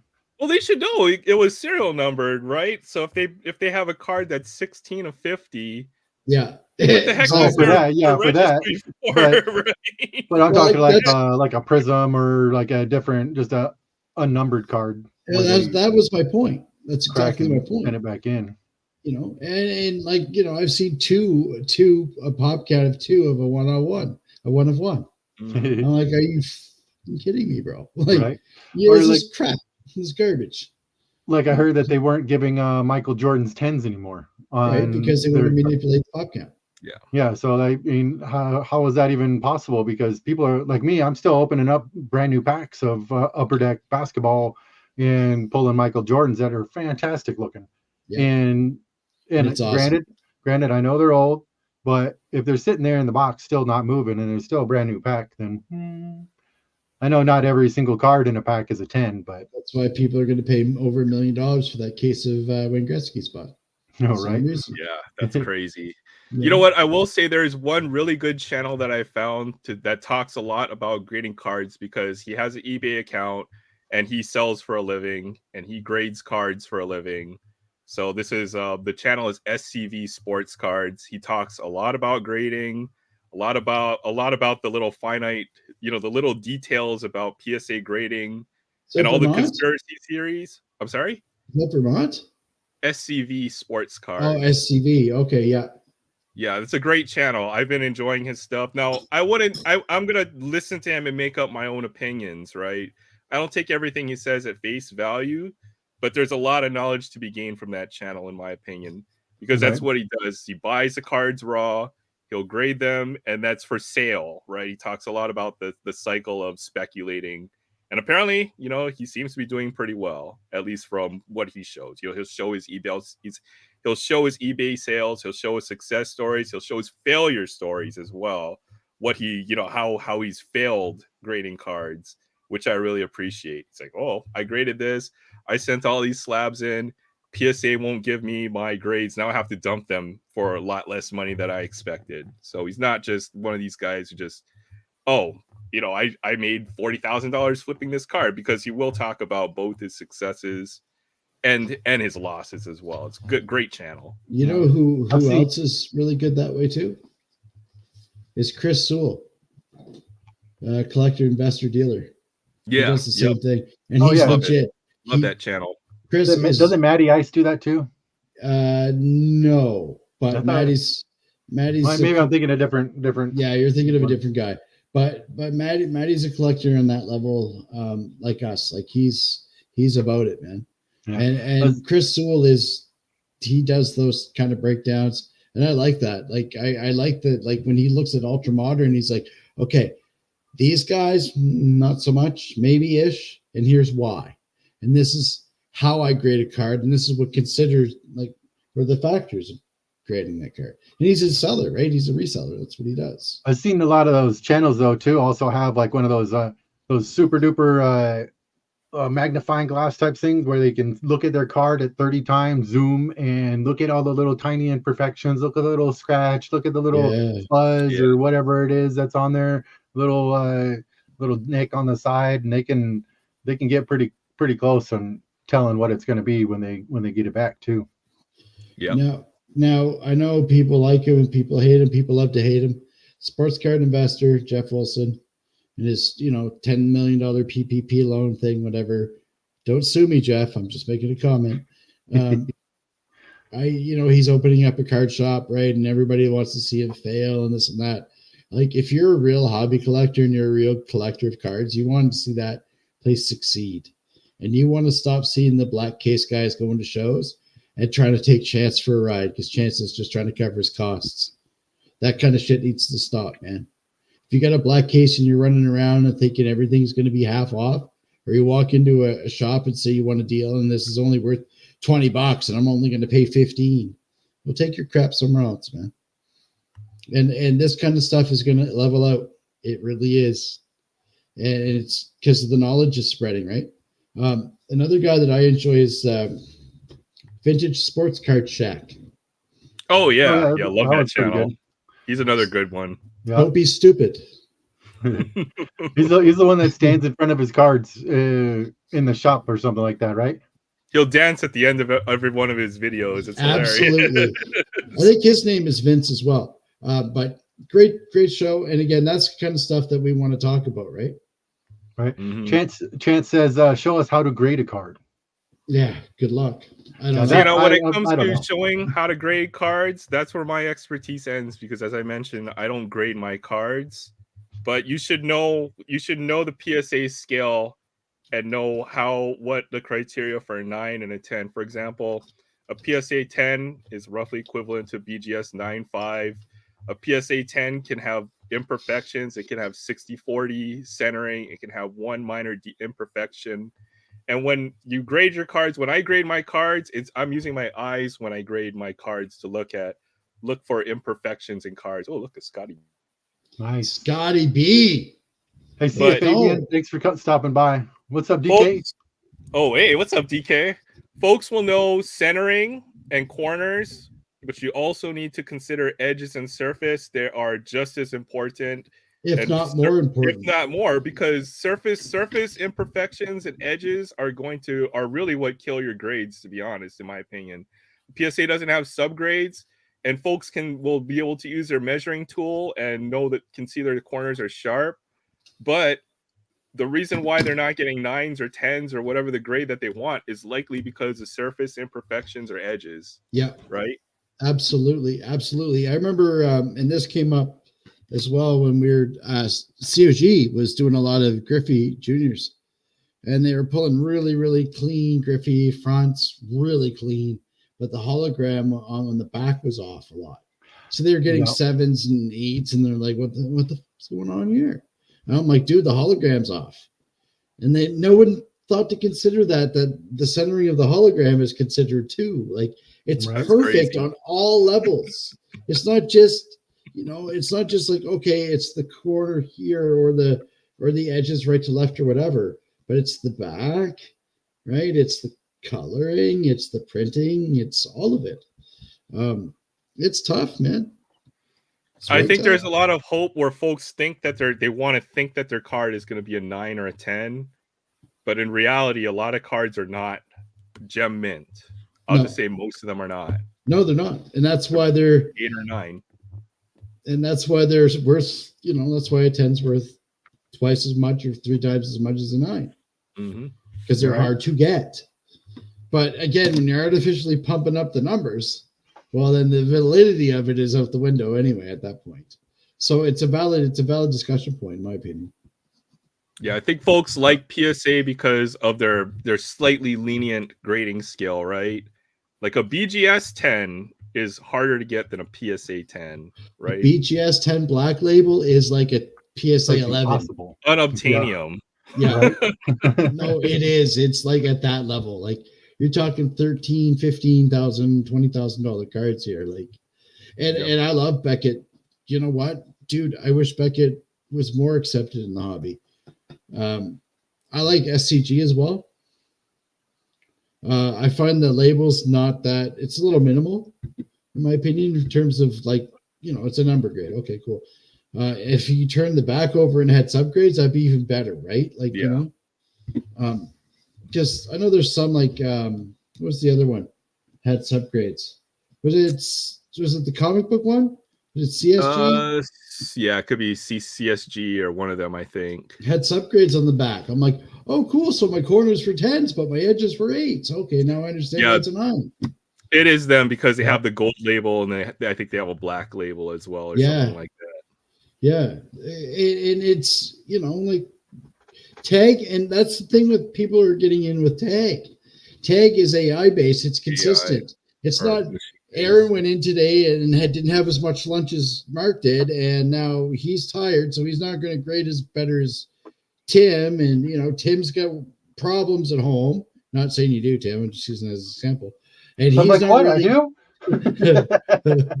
well, who have you been talking to? But no, like, you see, there's no human emotion. There's no bias. It's and I think that will gain some traction in the hobby. I think so, but then again, it's their grading scale and criteria, right? That's what makes it hard for me. Like maybe the way BGS or another grading company versus Tag, and then it's going to be on Tag's grading scale, which is like 1,000-point scale or something like that. Yeah. And I don't think a lot of folks are going to like the fact that they won't be able to get, what could be considered PSA 9 cards. They won't get a 10 on accident. Yeah, and Tag exactly. can prevent that. Because so a they're lot going of to agree with PSA for that reason. Exactly, because a lot of those dealers are taking 15 or 20 of the same card and just bulk shipping them all, and saying, "Okay, I'll take the heat if I get 8 9s and 2 10s." Yeah, and because they're doing it on scale, right? Like, they're getting product at 35% off from the dealer, right? They're blowing boxes. The minute they hit the hits, that's cool. Take the rest of the box, they put them out in single packs for $10 a pack, and us dummies are buying them. It's ridiculous. Or opening packs and they're opening cases of this stuff, right? They are, man. Like, my LCS, I can tell you, my LCS is buying shit by the fucking pallet. And you're not telling me they're not pulling case hits and putting them aside? Come on, bro. Like, dude, they were opening up ETBs and they're like, "Oh, we got loose packs from ETBs." I'm like, "Well, you can have them. You can have them. No problem." Well, Pokemon, you can weigh the pack for the foil. And this is actually an acceptable practice in the Pokemon community, especially for vintage Pokemon. Yes. Okay, this is crazy, okay? You're allowed to weigh the packs, and then there's a distinction between a heavy pack and a light pack, okay? Yeah. And the fact that the vendors or the stores will be able to, are allowed to sell the packs as either heavy or light, as in, oh, by the way, we're blatantly weighing these packs and we know how much they weigh. So now you can purchase. It's crazy. Right. This Yeah, blew my it's mind when I found this out. I was like, "What the heck is going?" I Yeah, it know. was crazy when I saw a video of at like a card show or a card shop, and they just busted out the scale right there. He's like, "Oh, well, can and they're just weighing out all these different vintage cards so the guy can get the hit." I'm like, "That's cheating." For I'm like, real "That's cheating." though. I know. I'm like, Oh, bastards. I wish I worked there. right? No, for Also, real. I think this was last year though, but I went to the local Walgreens, and they had their cards in the little thing where you had to go ask somebody to open it up so you can get your cards. Yeah. But even then, like the guy that was there was like, "Oh yeah, you can go through it no matter. I don't care. I'll just stand here and wait for you." I'm like, "Okay, cool, thanks." And he was telling me that some people bring their scale with them so they can weigh their baseball cards right there in the Walgreens Dude. before they buy it. I'm like, Okay. "That's ridiculous." I'm like, "You guys let them do it?" So yeah, what are we supposed to do? Yeah, well, I'm gonna throw a little bit out there. So Barrett mentioned, I think it was on Aloha Friday, for the Mattel mystery models, Hot Wheels. Which ones are the good ones and where to find like the numbers? So and they had the boxes at the counter of the dollar store. I'm like, "Oh, pardon me, sir. Don't worry about me." I'm like, I'm out like, Oh, look at one. Yeah. He's like, Right? "What are you To find the doing?" 1, 2, and 3 Yeah. card. He's like, "What are you doing?" I'm like, "Don't worry about it. Worry about yourself." I just went back to like, I'm like, "You're a pack searcher. You have metamorphosized into what you hate.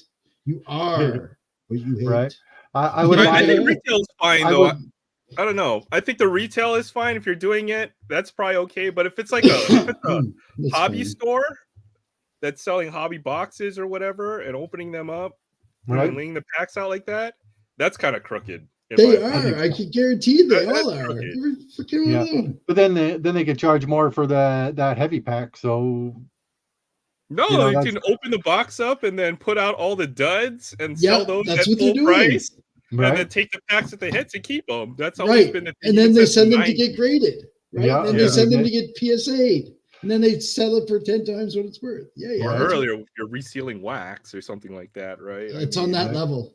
It really is on that level of, dude, that's dirty. That's why they had to put those. They had to put these in the packs in order to prevent people from searching them. These fake Yes. dummy cards. This Right. is why Yeah, these exist I for remember single though. pack sales. Yeah. You get one of these on accident, so that Yeah. you That know, or when they had the security one in the back of the pack, the fat packs. Yeah. You can feel through the Bowmans and feel the And you knew if it had the security security card on the back tag, of it it. Yeah, the was, security tag on the back. I'm like, "Oh, Yeah. that's the hit." yeah. supposedly, Yeah, it right. usually did. It usually Normally did it for those did. Normally it products, was all right. Every once in a Nine- while you'd find a dude, dud one, but for the most 9 part, out it of was 10, it was legit. And Mhm. Right. and Rex pointed this out too on one of his streams that a lot of people hide cards in the areas close to the card aisles at the Targets and the Walmarts. So you know where they have like the display furniture, the desks and shit. He said he used to go root through there and he'd find all kinds of crazy stuff. He's like, "I've got prism blasters in there, die cut super treasures, all kinds of crazy stuff." That's I'm funny. like, I never thought of that. So anyway, we were down there horsing around, and yeah, sure enough, man, in the Walmart and the the cheap children's furniture aisle, I guess, where the little nightstands are. I pulled open one of the display models. I looked in, I was like, "Ooh, well, there's a prism blaster. I'll take that." Oh no, Thank I you used very to do much. that. I used to do this for Black Friday. Okay, I know what the sale was for Black Friday, and then I go and take all the items in the store and put it like the refrigerator or like all in the stove and all over the place. And then I go on Black Friday after the whole line went through, and then I go and find all the stuff I had away. It's like, Nice. where the That's heck did you awesome. find this? This sold out like as soon as we opened. Like, I don't know. There was one left. I found it. Yeah, Lucky it's magic. me. It's magic. Oh, look, I win. Right. Yeah. So, a question for you about the slab still. When you look to buy a slab, what do you have like a threshold that you look for? Like, let's say if let's say you're looking for a card that's not necessarily a 10, but you want to get a card in a slab, and or you're just looking to buy a certain card. Let's just say you're looking for the Jack Sigma, right? Six And Sigma Sundays. there you go. And so you're looking for a Jack Sigma, and you just search Jack Sigma rookie card or whatever, right? PSA. And so you see what comes up, and you're like, okay, what's my budget? How much do I really want to spend on this card? Like, how do you guys do it? Like, what do you have like a certain threshold that you like, anything over this amount, done, not going to buy it? Yes. For Yeah. Sigma, $1.25. Right? That would be this card. Sigma Sundays on COG. No, it's a thing. COG got trolled on a Fleer, an Yeah, I 86 Fleer card, and it was a Sigma, and they like thought it was a Jordan, like a 9, and they were all freaking out. It was a Sigma. So it's always been 6 Sigma Sundays at COG, so that's why I say it. But for me personally, it comes down to a couple of things. How much money I have to just burn, really, right, at the end of the day. But if it's a guy I collect and it's pretty cheap, like if it's less than the grading fee, like if I could pay less than what it would cost me to ship the thing out to have it graded, I'm like, I'm in. oh yeah, definitely. That's like, how I do it too. Because RJ Barrett had a down year. His second year, he had the software slumps pretty bad. People are like offloading RJ Barrett cards like dirt cheap. I got a bunch of Gem 10s for like $10. I'm like, oh, giddy up. Yardon Nice. Alvarez. Remember right before Yardon went crazy when the Astros won the World Series again? He had a down year. People were selling his rookies for like nothing. And I got a bunch of 10s for like dirt cheap. And then when he went right up, I was like, yeah, giddy up. So for me, there we go. Yeah, see, you know what I'm talking about. Nice card. Yeah. Yeah. I like Yardon Jordan Alvarez. I'll buy his stuff. all Yeah. day long. As much as a Mariners fan, as much as I hated him hitting that walk-off homer, Yeah. I couldn't pass that up, man. He was a great player. Don't hate the player, dude. Hate the game. I know. But man, I can't blame He's a blame straight that, man. up That's G. That guy's all Robbie all Ray's fault. day all-star, man, for real. So that was for me. It's one of the thresholds is how much money do I have? And because again, I try to shop with a budget. Like I don't really have to, but I like to because I'm cheap. So, and I'm a single parent of 2 kids. I gotta, make sure that my kid goes to university or next year. So Right. things aren't exactly. We're not living it up in the Hilton up here. But anyway, usually if it's under $20 and it's a Jordan or say a Jamal Murray or somebody that I collect that I PC, Buster Posey, Pat Riley, Wayne Gretzky, any of those guys, Scherzer, all day long, $20. But here's the kicker for me being in Canada. Do you know how many deals that I can't pull the trigger on? Tim knows this because I pitch at him all the time. For eBay, Shipping. for Canadian, it's $20. So just add $20 to it. So now that $20 slab that was economically viable is now $40. And I'm like, Yeah, that sucks. Mhm. Or There was a really good there's a really good deal that I saw on a Jamal Murray I was looking at. I forget which the one it was. $5 patch relic that was numbered to 99 for $4. Maybe was it from Australia? Yeah. There's Yeah, like I think we were looking at the same one. And, $80 yeah, goddamn dollars was shipping re- later. Maiden knows the Yeah. market. Yeah, it was like $30 shipping. Yeah, $28 shipping. Okay. So what I do, what I do, is while I'm watching everybody's lives and all their stuff, and I'm watching them hanging out, I got 2 monitors, right? So I got it on the fire monitor, so I can see the comments and reply and respond and pay attention. Because again, like Bruce said tonight, man, if you're gonna come to somebody's live, at least acknowledge the host, talk to the host, don't just talk to each other. Like, come on, like let's not be rude. So with you on that one, sis. But I am on eBay, so I'll go Jamal Murray rookie card. I'll search by shipping lowest and price lowest, Mhm. and then Jamal Murray lot search, right? Or that kind of thing. And then I'll like Yeah. PSA. I don't even care if it's a 7. PSA. Right? Yeah, I like to do it auctions and see which one's ending soonest or first. Yes. Sometimes do you're that able to too get after some I- fantastic deals there. I like the make offers. 'Cause Yeah, I'll those ones are offer pretty you good half. too. Right Right? off the top, I'm offering you half. Like this guy had 14 on it, US. I got it for 5. Nice. Nice. Right. And he shipped it plain white. So I'm like, Hey, I'll Thank be you. I'll be right back. I'll be right back. somebody who isn't an idiot. Like, how am I going to buy a $2 card to pay $20 shipping? I can't do it. Sorry. We have the same problem in Hawaii. Only it seems to be like 4 times as bad. I thought I had it bad here. Oh, I'm always thinking about shipping too when anything to Hawaii. Well, I like, dude, shipping from Canada to Japan, a 2-ounce parcel is like $80. Oh, what the heck? Are you serious? Yeah. That's crazy. It's stupid. It's ridiculous. But it's Canada, right? And the government owns the post office. So who are we going to complain to? Gonna call? It's like calling the phone company to complain about the phone company. Like there has to be some kind of arbitrage here, like freight forwarding or something. There's got to be a business plan in here somewhere we can think of. Well, see, I'm using now. I'm going to be getting people in the U.S. to ship to Tim's house, and then once a month, Tim's just going to bulk ship me stuff. See, there you go. Just have it done that way. But the thing is with eBay is I can't do that because my PayPal is my address and it can't be different than what's on the thing. So, it's the whole big kerfuffle. Mm-hmm. So the other thing I'm figuring out is I'll just PayPal Tim the $20 and say, buy as many goddamn Jamals as you can. And then just mail them to me. Yeah. Yep. That's what I would do. Because I only need 800 more variations. We might be done by 2088, and then you can start on next year's set, right? Yeah, but I had to get the free parking SSP case hit though. I just had to. And again, now I'm trying to focus more on like under 100 numbers. So number 99, 49, 50, 75, 65. That's where it gets a little pricey. But it does. No, I can't because Whatnot and shipping is dumb, and I can barely even. Yeah, no. So I call it Buttnot. Don't tell Dave because I love Dave. Dave collects. He's a Whatnot seller. So no shade on that.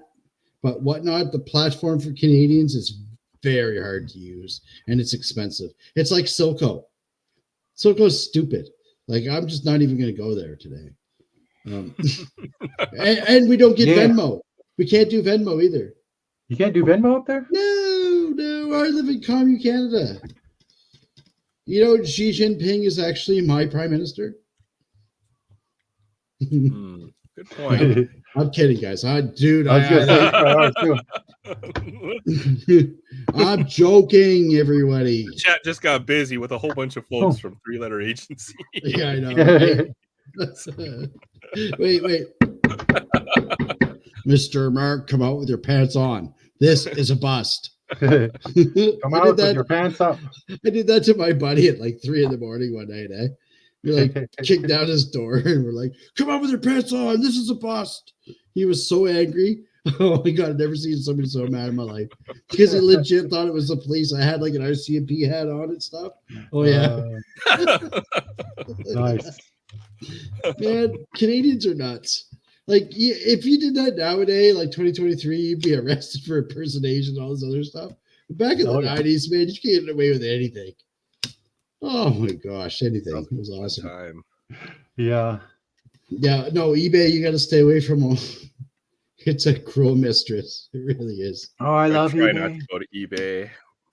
Most of my singles usually come from my LCS. They have really good comps, and their prices are pretty good. You know what? I've noticed that, Aaron. You're pretty good. You're like the king of the quarter and dollar boxes up there. Like you got a pretty good selection. Oh yeah, well everybody wants all the new modern stuff, and everything that I want is like perfect because nobody touches it in those boxes. So I get it all as long as I get there on certain days or whatever. Nice. So it's great. But when it comes to slabs, I'll buy stuff. I'm not a condition sensitive collector, and I understand there are folks who want it in PSA 10 or high grade. Yeah, there are that guy, Yeah, that's not me. So I'll buy cards that I like in nice PSA slabs. Here's a nice Kurt Warner rookie card I got for like $3. Yeah, see, exactly, man. See, he's living the strat. That's exactly it, man. Me too. This is the kind of slab I'll buy. Here's another Kurt Warner rookie card, a Beckett slab for $3. I mean, the card raw is like $3. Whatever. I'll get a nice slab. Yeah, exactly. At least it's preserved. Yeah, or cards that I like. If it's like close to the raw cost, then I'll just buy it as a whatever grading company. Yeah. I probably didn't pay $15 for this card, but I always wanted it. It's a Jason Kidd finest rookie card. This is probably his best rookie card right here. Absolutely, nice. I agree. The refractor, so Jason Kidd does not get the love he deserves in this hobby, man. Nope, not at all. He's up there with Alonzo Mourning and a couple other guys. It's just nobody love Alonzo. Tracy Yep. McGrady's another one, man. Like, T-Mac. oh my god, I like buy these all kinds guys of are. offbeat players. Jason Williams is another big PC. I'll buy Jason Williams cards all day. For me, Nice. Eddie Robinson. Mm-hmm. So Yeah. there's your morning. Oh, Yeah. love it. I Yeah, did no. pick. I'll look for older slabs too. If it's an older Beckett or SGC slab, that Oh you can yeah, tell get by it, the get it. label. Yeah. And this is a good one. This is a 97, 98 Bowman's Best Tim Duncan. This is 98 SGC. This is the old grading scale. Yeah. Like 98 is hard to get in this SGC. Yeah, it's a 10. It's essentially a 10. Yeah, it's a 10 It's on like that. 10 plus. Yeah. Nice. So this is Yeah. this is Bowman's Best rookie card. I probably paid, I think, maybe $20 for this card. Hell So yeah, man. in some cases, it will make sense to buy a graded card, and this is what you're looking for. You're not looking to pay top dollar for a Yeah. PSA 10. Like No. in my I was opinion. able to find this one for $1.25. Oh yeah, yeah, beautiful, Really? beautiful. I'm gonna go out on a bit of a tangent here, like I always do. Go figure. Oh. 89 Flair Griffey and 89 Bowman Griffey are the only two goddamn rookie card Griffeys I need, other than a really good Upper Deck one. I have one from when I was a kid on Upper Deck. It's not that great. I won't even show I still need it. the Upper Deck one. That's like one of the only ones I'm missing. Show it because it's embarrassing. But I've had it since I was a kid. I pulled it out of a pack, and it's like that Cal Ripken Jr. that we all had from our first set. That's all beat to shit, but we still have it. It's the same thing. But I love those cards. The 89 Flair Griffey, love it. Love it. Yeah, that's great. Love it. I don't know if you've seen this card, Maiden, but this is another one I picked up. Now, everything I talked about with grading, it all goes out the window when we're talking about vintage, as you mentioned, because vintage grading is different. It actually matters, the grading scale. Yeah. And when you buy a graded card in vintage, it's even more about eye appeal, right? Because it might have a it might have a PSA 3, but it looks like a PSA 7 if you don't look close enough, right? Yeah, yeah. So great eye appeal. Buy for the eye appeal. Low grades often you can get a great deal on a card that you really want. Yeah, this is one example of it right here. Oh, nice. 69 Reggie. Nice. So I picked this up recently, and I got this for a steal. This is an $80. I paid $80 for this card. That's a nice card, man. This is just a 3, but the eye appeal. Look at that centering, right? Oh, it looks great. It's the centering is amazing. The color is good. The only problem is it has like a wrinkle all the way in that bottom corner, but you can't see it, right? Yeah. If not for that wrinkle, this card could very well be a 7 or 8. So this is a good example of a graded card that you buy because of eye appeal, right? Yeah. A 7 or 8 would be thousands dollar card. Yeah, right? Exactly. And you know what's funny? Before the pandemic, anything under a 7, you'd throw it out. You know how many cards that were like 6, 5s, 7s that people just threw away before the pandemic because nobody cared? Now, like a 3 and a 1, and it has value somewhere to someone. Yeah. So that's great. Like, I think it's awesome. But again, if they could just kill that pop report and people stop collecting off the pop report, I'd be a happy guy. I don't believe in pop reports because they're all inflated. You don't know how many times cards been regraded. Right? You know, and again, like here's an example, right? It's all going to be skewed. I don't have to go too far because I only have a couple slabs on my desk right now. The rest are put away in my long box. But I got this for $5. It's a 76 Topps Sporting News All-Stars Pie Trainer in a 7. Oh yeah. Oh man, there you go. Like, look at that, man. That's dead eye. Like, there's no effing around. It's top to bottom. It's clean, and the back is really, really nice as well. Here, let's get that glare off. Nice. But again, it's a 76 Topps PSA 7. And I've seen 59 Topps, like 80-cent cards go for $300-400 because it's a 5 or a 7 or an 8. So sometimes it's worth just keeping. But I agree with Aaron, and I think Tim, you and I both collect the same way, and Aaron does too. I collect the card, not the grade. Yes. If it grades out and it's within my budget, dope. If it doesn't, still cool, right? Like, I'm still happy. As a great example on that, love it. That's a great card. I know. I got it from this fella. that I really care about. His name's Tim. I heard he's a butthole. Yeah, he's a bit of an asshole. He's a bit of an asshole. But, this is my favorite card that I have. Awesome. Yeah, this is my. Oh, speaking of Guerrero, did you see who's going to be on the MLB The Show next year, yes, 2024? Vladdy Jr. Yo, Oh, let's yeah. go. I know Topps now released a card about it. Of course. Oh, that's cool. I bet. Yeah, I saw that. And I thought of you first off. I was like, oh, Maiden's going to be excited about that. I certainly know Sam. So when you grade, when you buy cards, graded cards, you say you don't care about the quality of the card inside. You buy the card, right? Yep. So I have a great. I know what he's going to show. I know what this is. Eye appeal is a huge bonus, though. Eye appeal is a huge bonus. But what do you think about? It's a 1, but as you can see, it's got mold all over the card. It's a Gil Hodges 52 Bowman. It's a 52 Bowman. It's still graded a 1, and it's not. 51 Bowman. Yeah, sorry, 51. And this is a rookie card, I believe. Yeah, it's all like. Yeah, all those black spots. That's all mold.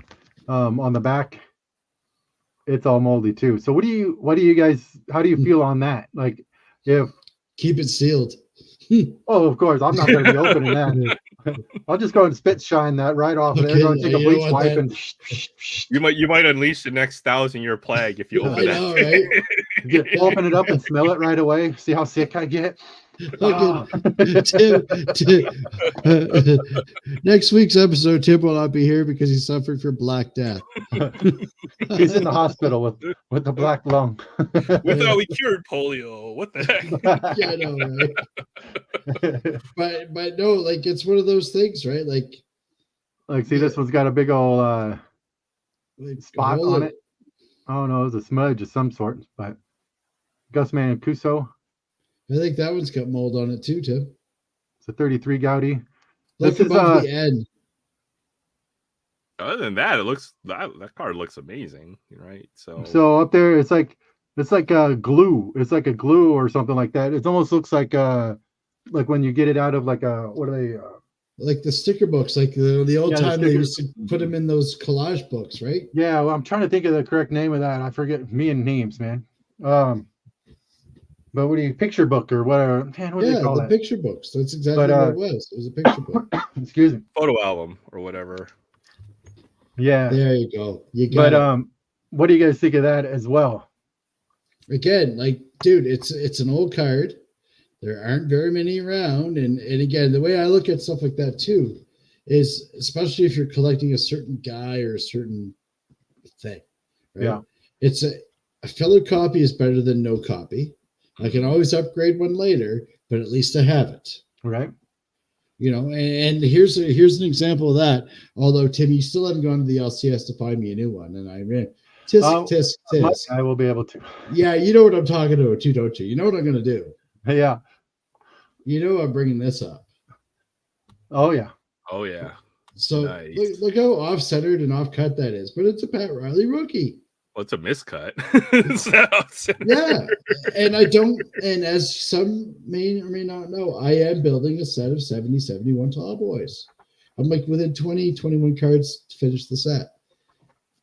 But this is filler until I get a better one, right? And I can keep searching for the other cards I don't have, and then I can go back and upgrade that one or whatever. But yeah, that's an example, right? And it was like a couple of bucks. I didn't pay much for it. Like $6 or $7 for a Pat Riley rookie card. Oh yeah, all day long. All day long. Dude, for sure. But yeah, it kills me that I have to pay $15.99 US, which is $20 Canadian for shipping. That pisses me off. That makes me That's angry. insane. But I can get a card sent here from Vancouver, which is the other side of the continent, for $2 in Canada. Right. I get Good a DVD. For your hockey collectors up there, I'd imagine. Yeah, there is. Because if we're trying to buy hockey cards from Canada, you guys got them all, right? So yeah, we do. Yeah. I do like looking at the KSA slabs up there. When they're on auction. Yeah, well, that's the thing. Like, let me know. Like, Now the other thing too is you're better off buying it with your money than mine because your money goes like 30% more, right? Yeah, I get quite the discount. I know you do. You prick. And It's only like $3 shipping.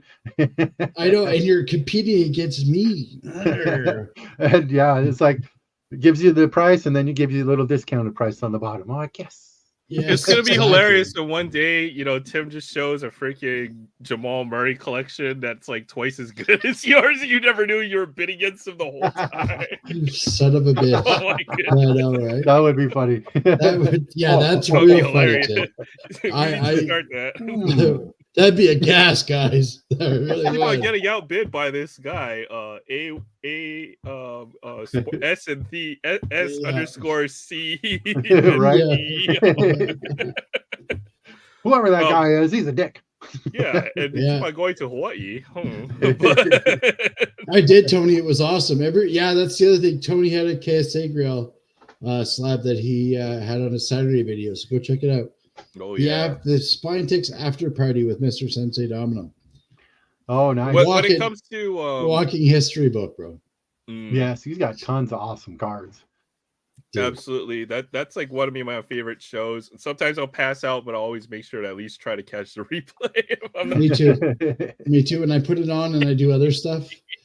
I like, again, back to my dual monitors, right? Just got to support the team. Got to support the fan. Nice. Absolutely. And I know there's like, a little bit of controversy here and there and all that kind of stuff, but let's all try to be grown-ups and let's all be positive and support each other. That's all I'm going to say about that. Let's just gotta have fun with this stuff. We're here to have fun. I am, and I I am. know you are. Like, dude, I'm we not laughed here the for no whole drama. time. Dude, we laughed the whole time that we hung out. It's all Right? we do is we laugh. We laugh like two little schoolgirl kids, man.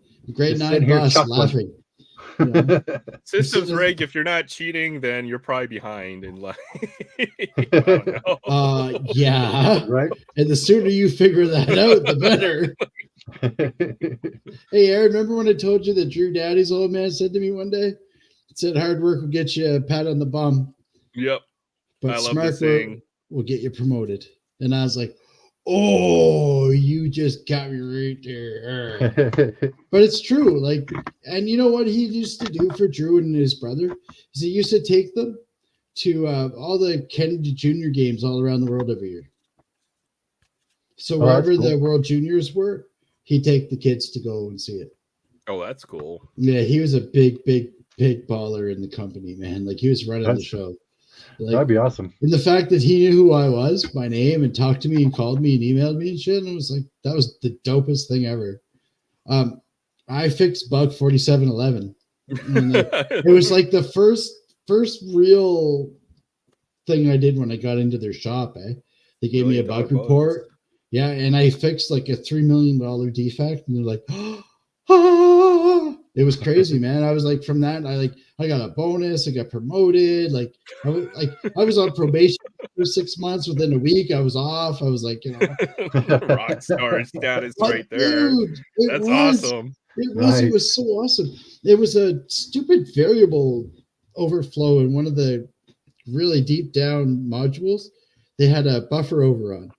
Is And it was- where it collected pennies and then it eventually added up to enough money to cash out?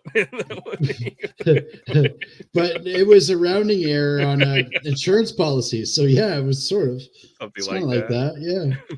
And what it would do is it would truncate the numbers in the because it should have been a 64 int and it was like a 32-bit int or something stupid. Like it was just you couldn't get a number big you enough. couldn't get a number big enough, overflowing. right? Precise. So anyway, I fixed that, and they thought I was like a genius, man. And it was like, oh, that was great.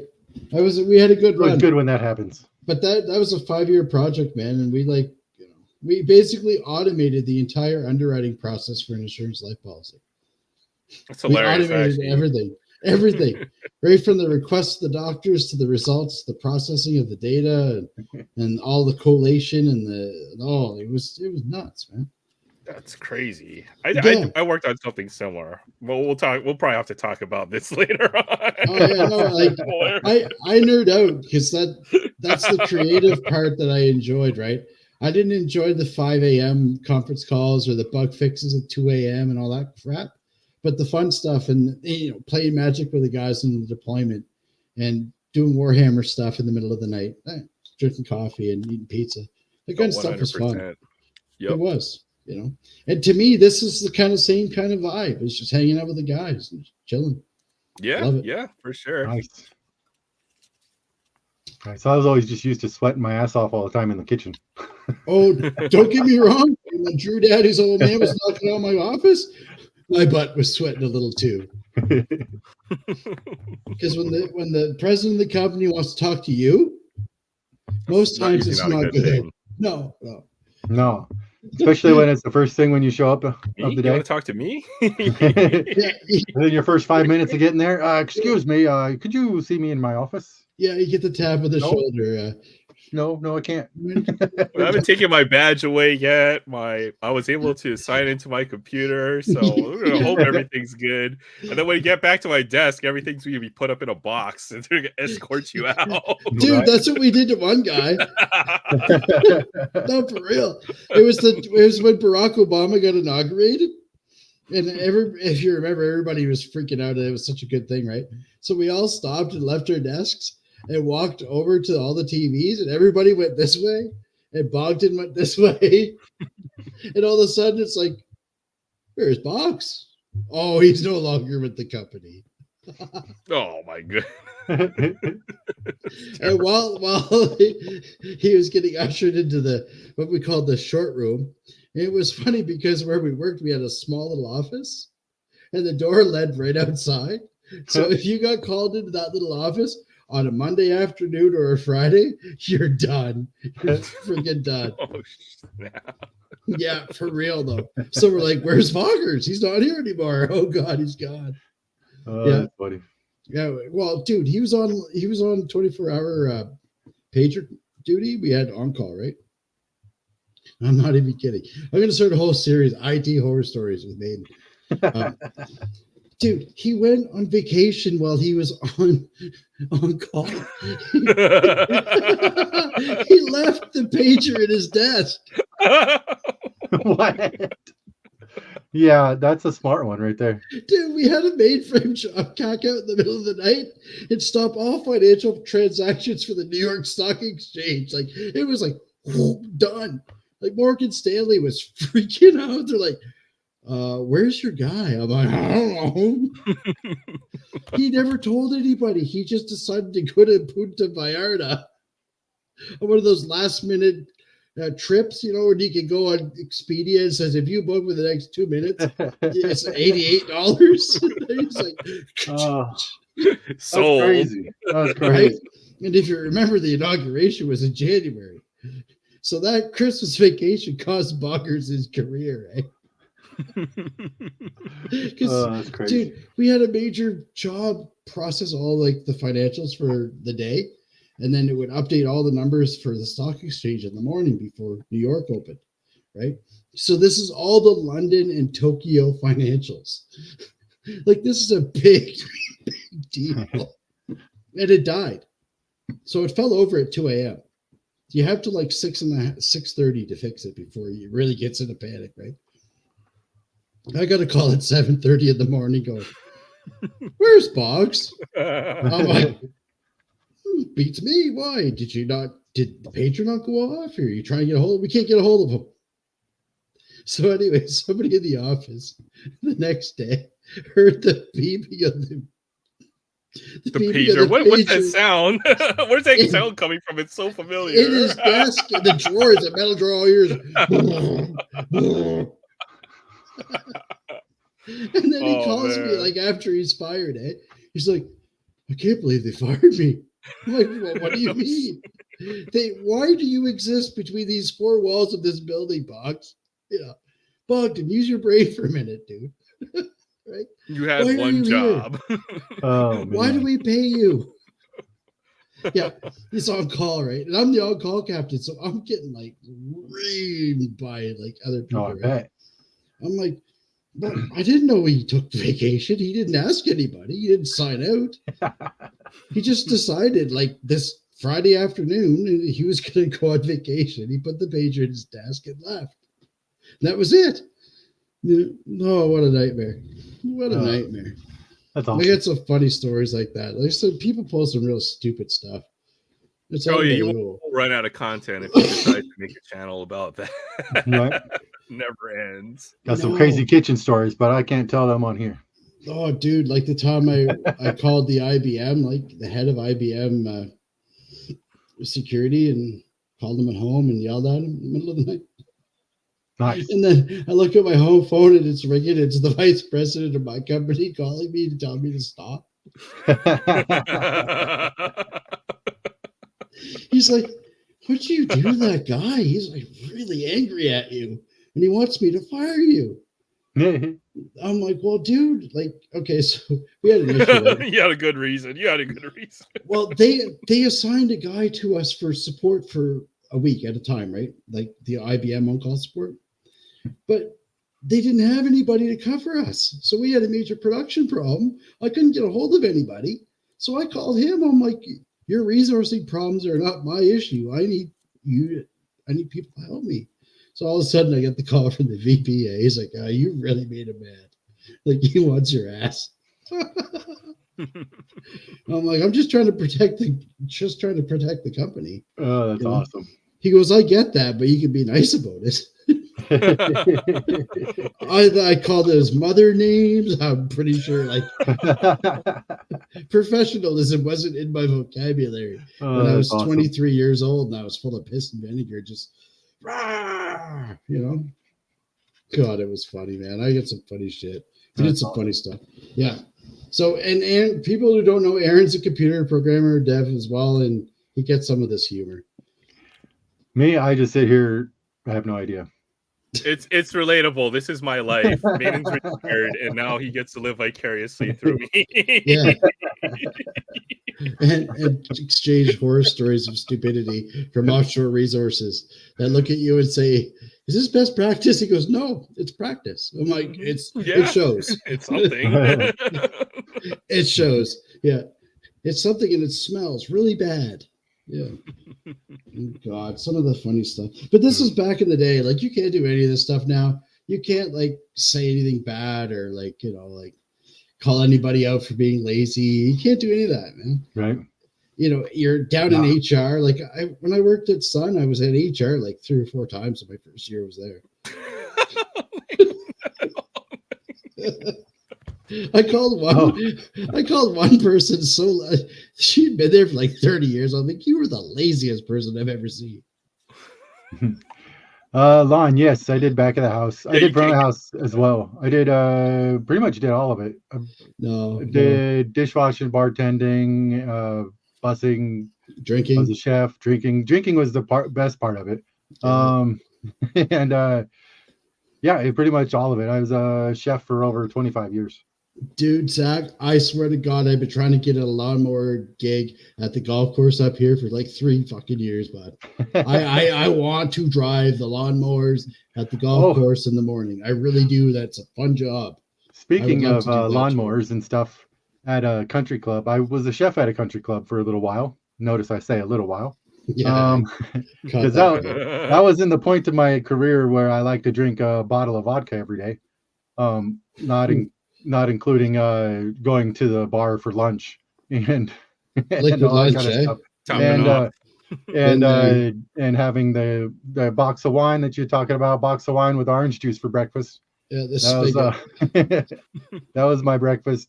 But anyways, my sous chef and I ended up getting fired, but my sous chef ended up getting written up and had to pay for it. And so we had this great idea after lunch that we would go ahead and NASCAR race the golf carts in the golf cart barn. And this was after lunch. We were feeling pretty good. And my sous chef at the time ended up driving one straight into a pole and broke the front axle on the golf cart. And since we were both after lunch and feeling pretty good, we didn't tell anybody. We just pushed that thing right back in the spot where it's supposed to and went back to work. So the next day they had the video cam, the security cameras pulled up, and wondering what happened yesterday. Honestly, I couldn't remember because I was drunk as fuck. That's so much better than my story of doing this in Walmart with the handicap little scooters, and I wasn't drunk. Oh man! And so, dude, I do was that every Saturday. That's nothing. I was refreshing my memory. No, this wasn't a Saturday. This was like middle of the week, midday, Monday morning. Yeah, and so. Yeah, I was refreshing my memory of what happened the day before through the security cameras at the point when the general manager was asking us about it. I bet. That's me in there. Oh yeah, I'm like, man, those guys are going pretty quick. Who's dumb enough to be doing that? And he's like, that was you guys. I'm like, oh, should have I told you? Yeah. Whoops. I'm like, oh man, sorry about that. Like, sorry about that. That won't happen again. He's like, yeah, it won't because you won't be working. I'm like, Peace, yeah, peace okay. out, dog. And the funny thing is, they made my sous chef pay $3,500 to get the axle replaced in it, and he kept working. So they got free labor out of him and cut you loose. It cut me loose. I didn't crash it. I just helped them push it back in the spot. You dodged the bullet there. That's hilarious, though. You're lucky you were like seriously injured. And if you would have been drunk, you probably would have been. Maybe, man. He like flew so when he hit it, he like flew halfway out of he was like hanging halfway out of the front of the golf cart. He's like, he like smashed his belly. He had his belly like all smashed, like hurt his belly on the steering wheel of it. He's like, dude, that's hilarious. Because I saw that on Jackass. They jumped the sand trap in the golf cart. Oh yeah, I saw that. Yeah, Steve almost breaks his leg. Tons of stories like that. Yeah, this was at a local golf course. Oh my Lord in heaven, man! Honest to God, I haven't laughed this hard in a long time. Actually, I laughed really hard when I watched the Boggs Kiss video. That was pretty funny. I'm sorry, but dude, when it comes to big heads, Paul is talented, man. When it comes to making big head videos, dude, the guy knows what he's doing. Because that I haven't laughed so hard in my life. That was awesome. That was funny shit. Oh yeah, no, and that's the thing, right? Like, Zach mentioned it's great in the spring and the fall, but not in the hot Georgia summer. I bet. No, yeah, I bet. Dude, I live by the coast. I live up north. Top heat around here is 28 degrees for about 3 days in July. And the rest of the time it's like 20. It was like 60 degrees here today. Not here. It was like -5. Yeah, it's still like 45 outside. It's crazy warm for us right now. I hate it. Can't wait for it to be over. Oh wait, January's over, and in 13 minutes it's February for me. That's right. You're in the future. Kind of, yes. I am coming to you from the future, coming to you from the future, and I apologize for that. From the year 2000. Let me tell you how to steal. No, I'm just joking. just bring me back that sports almanac. Oh my God, dude! Like the times we had it was so bad for a while on that same line, right? My boss was a raging alcoholic, like he was bad. And he's like, "All right, so who's having the team meeting down at McCabe's?" We're like, "We are." So we all went down, and like every afternoon on a Friday, you could find the entire dev team sitting there getting completely obliterated at the bar. Oh yeah. Oh yeah, dude. Because all of our billable hours are generally done by like Thursday, right? Because we work really hard. Like there's no joke. But then you come back at like 7 or 8 at night, right? And you're 3 sheets of the way, and you got to go get your stuff out of your desk because you kind of ducked out at lunchtime. And there's other people working in there, and you're trying not to laugh at them because they're working and you're trash. And you're like, sucker, you're with the wrong group of people. They don't like you, sucker. I'm one of the cool people. Yeah. No, we took turns going to the bar across the street. Be like, okay, we took our shots. All right, you two go. Oh no, like that's the thing. Ours was across the street too. It was really a bad thing. It's not. Yeah, so was our candy shop. Was the liquor store was across the parking lot. Dude, that was our candy shop or candy store. There's our shop. There was the bar, and in between was the EA Sports dev team for Madden. Now, you want to talk about some boys that can party? Oh, I bet. Oh my, dude! They start at like 3 in the afternoon and they shut the place down at like 2 in the middle of the night. Oh, that's It sick. was nuts. Yeah, But nice. that was Waterloo, man, Ontario, high tech in the early 2000s, man. Google was there. Like, dude, they were. I ever tell you the time I interviewed at Google? And they asked me how many golf balls would it take to fill up a bus? That was one of the questions in the aptitude test. Or how round is a manhole? Let me go Round ask enough. ChatGPT real quick, and I'll give you an answer in a second here. Yeah. They Round expected enough. you to be ChatGPT. They No, did. I've interviewed for a bunch of these companies, and I don't even bother anymore. Because they want that guy that's never been out of the house, that lives in the basement, and you just chain him to the wall and you throw code at him all day, and he just goes. That's all. That's what they want. That's what Well, those they want guys. young people too. They want folks. They think Yeah. their mentality is if you haven't done anything special by the time you're like age 25, you probably never will.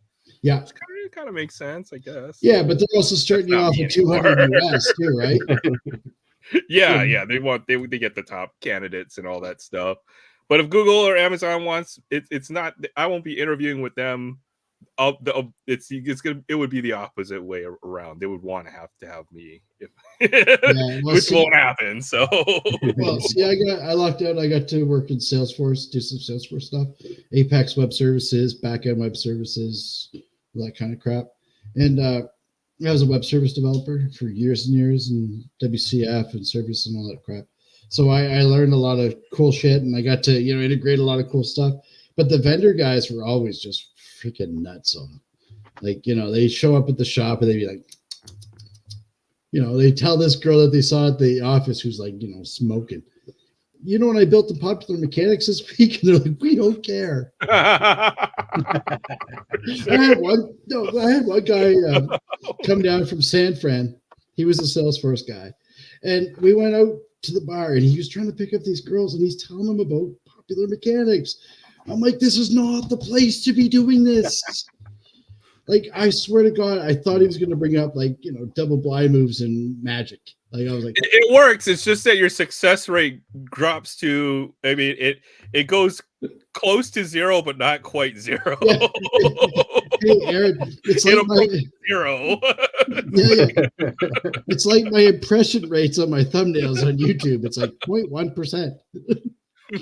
In other words, your thumbnails suck ass. I mean, it still can work. It can work, but it's just your odds aren't good anymore. Oh my God. Dude, we took him down to one of those places of ill repute, and the dancing clubs. Oh my God, we got him so liquored up, man. And dude, we had to like peel him off the freaking pervert's row. Like his eyes were like saucers. I know for sure he'd never seen anything like that in his life. I'm sure he still talks about that. I'm glad you exposed your coworkers to some culture there. It was like, because it was okay. So I was the tech lead. Is that familiar, Aaron? I was the technical lead for the project, and the project manager was like my best friend, right? So he and I pretty much ran the shop. So all the new people, especially the guys that would come from India and stuff, first thing we do is we take them out to dinner. Second thing we do, we take them to the peelers. It would completely like just, whoa, like nothing like getting right in today. That's amazing. We had the best. Everybody wanted to come work on our team. Like, dude, we did some crazy stuff. We built some really neat stuff and we did some fun stuff, but we did some crazy shit. Yeah, that's a good old days. I'm a little too young for that, but I wish I've heard stories. Everything changed after 2008 and the whole financial thing. Yeah. Like just a culture change. Everything in the world changed. It sucks now. It did in 08. Same in the restaurant industry too. It all sorts of changed. Yeah, it did. You and I have talked about that before too. Yep. It's all these jobs that we thought were so, I don't know, high up or higher scale are now commodity based. And they pretty much devalued a lot of these type of jobs, right? Yep. Mm-hmm. There's no banker. There's no, No. guy who just sits at his desk like in the TV shows and Yeah. does nothing, gets paid a ton of money. That's Right. all gone. There's Yeah. All the gone. job doesn't exist. And now you got people that bitch and whine that like, oh, you make AI or you're stealing. and we all know who I'm talking about too. Let's just go there. Let's just go there for a minute. Yeah, you jerk off. Yeah. Yeah, look at this. Do you know who I'm talking about, Mr. Troll Man? We'll troll someone else, buddy. No, there's people making comments and kind of quietly about people that make AI art and how they're charlatans and they're hacks and this and that. So I just had to address that for a minute. Yeah. Yeah, I don't care. We should have banned the printing press. That would have stopped all these. Aaron, like I was going to say, this jackass gets mad at blacksmiths because he drives a car. It's like if you really drive a car, you can't get mad at a blacksmith or a farrier. Yeah.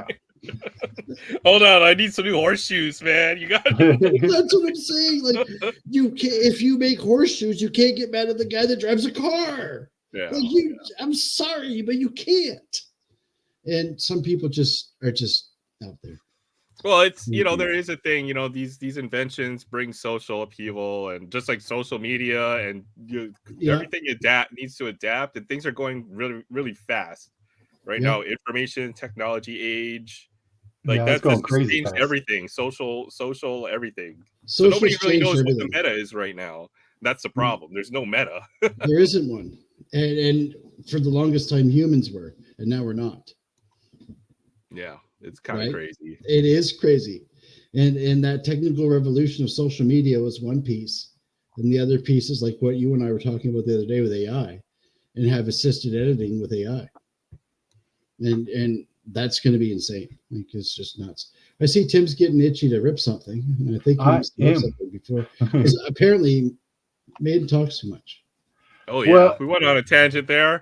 So when I think about the card with that's slightly damaged, it's all going to come down to whether you can personally live with that card, right? If it's a 1 and you feel like that, and if it's rare, if it's exceedingly rare, you may not have an opportunity to buy it again. So that might just have to be the one that you have to go with. To answer the original OP's question here. Yeah. 14 and a half minutes ago. Okay. Sorry, Tim. No, it's all good, man. I have ADHD. Me too. That's why I was into it. Woo, squirrels! I'm like, ooh, what are they talking about? Super Troopers, man. Best movie ever. Squirrels! Anyways, we got some 92 Top Stadium Club basketball Series 1. Let's friggin' go, man. So we'll see what we get out of here. Dope as hell. Let's go. Jordan. See if we can pull another Jordan or Shaq members. How many Dream Teamers are we going to find in this pack? Right? I remember this was one of the first boxes I opened up when I came back to the hobby. My LCS had all these old boxes from the early 90s, and this was the one I picked. Sweet. I went with the Series 1 and Series 2 of Hoops from 89-90. Oh, nice. Good choice. Yeah. The other box I picked up was a box of Hoops to finish up a Series 1 set that I had. Nice. That's sweet. Get the insert card, and we started off with Clifford Robinson. Nice. I'll take that. I'll take that. Yeah, definitely. And you got the good old checklist. Yeah, it was cool. This is not focusing, is it? There. Maybe a little bit, but yeah, Stacey King. I opened them with my son, and we had a great time. He didn't understand the significance of the Mark Jackson card, though, so I just took that card and sort of just tucked it aside. Nice. Good old Vlade Divac. Great player. Great player. And we got Tate George. Lakers would have had a championship. Yes, sir.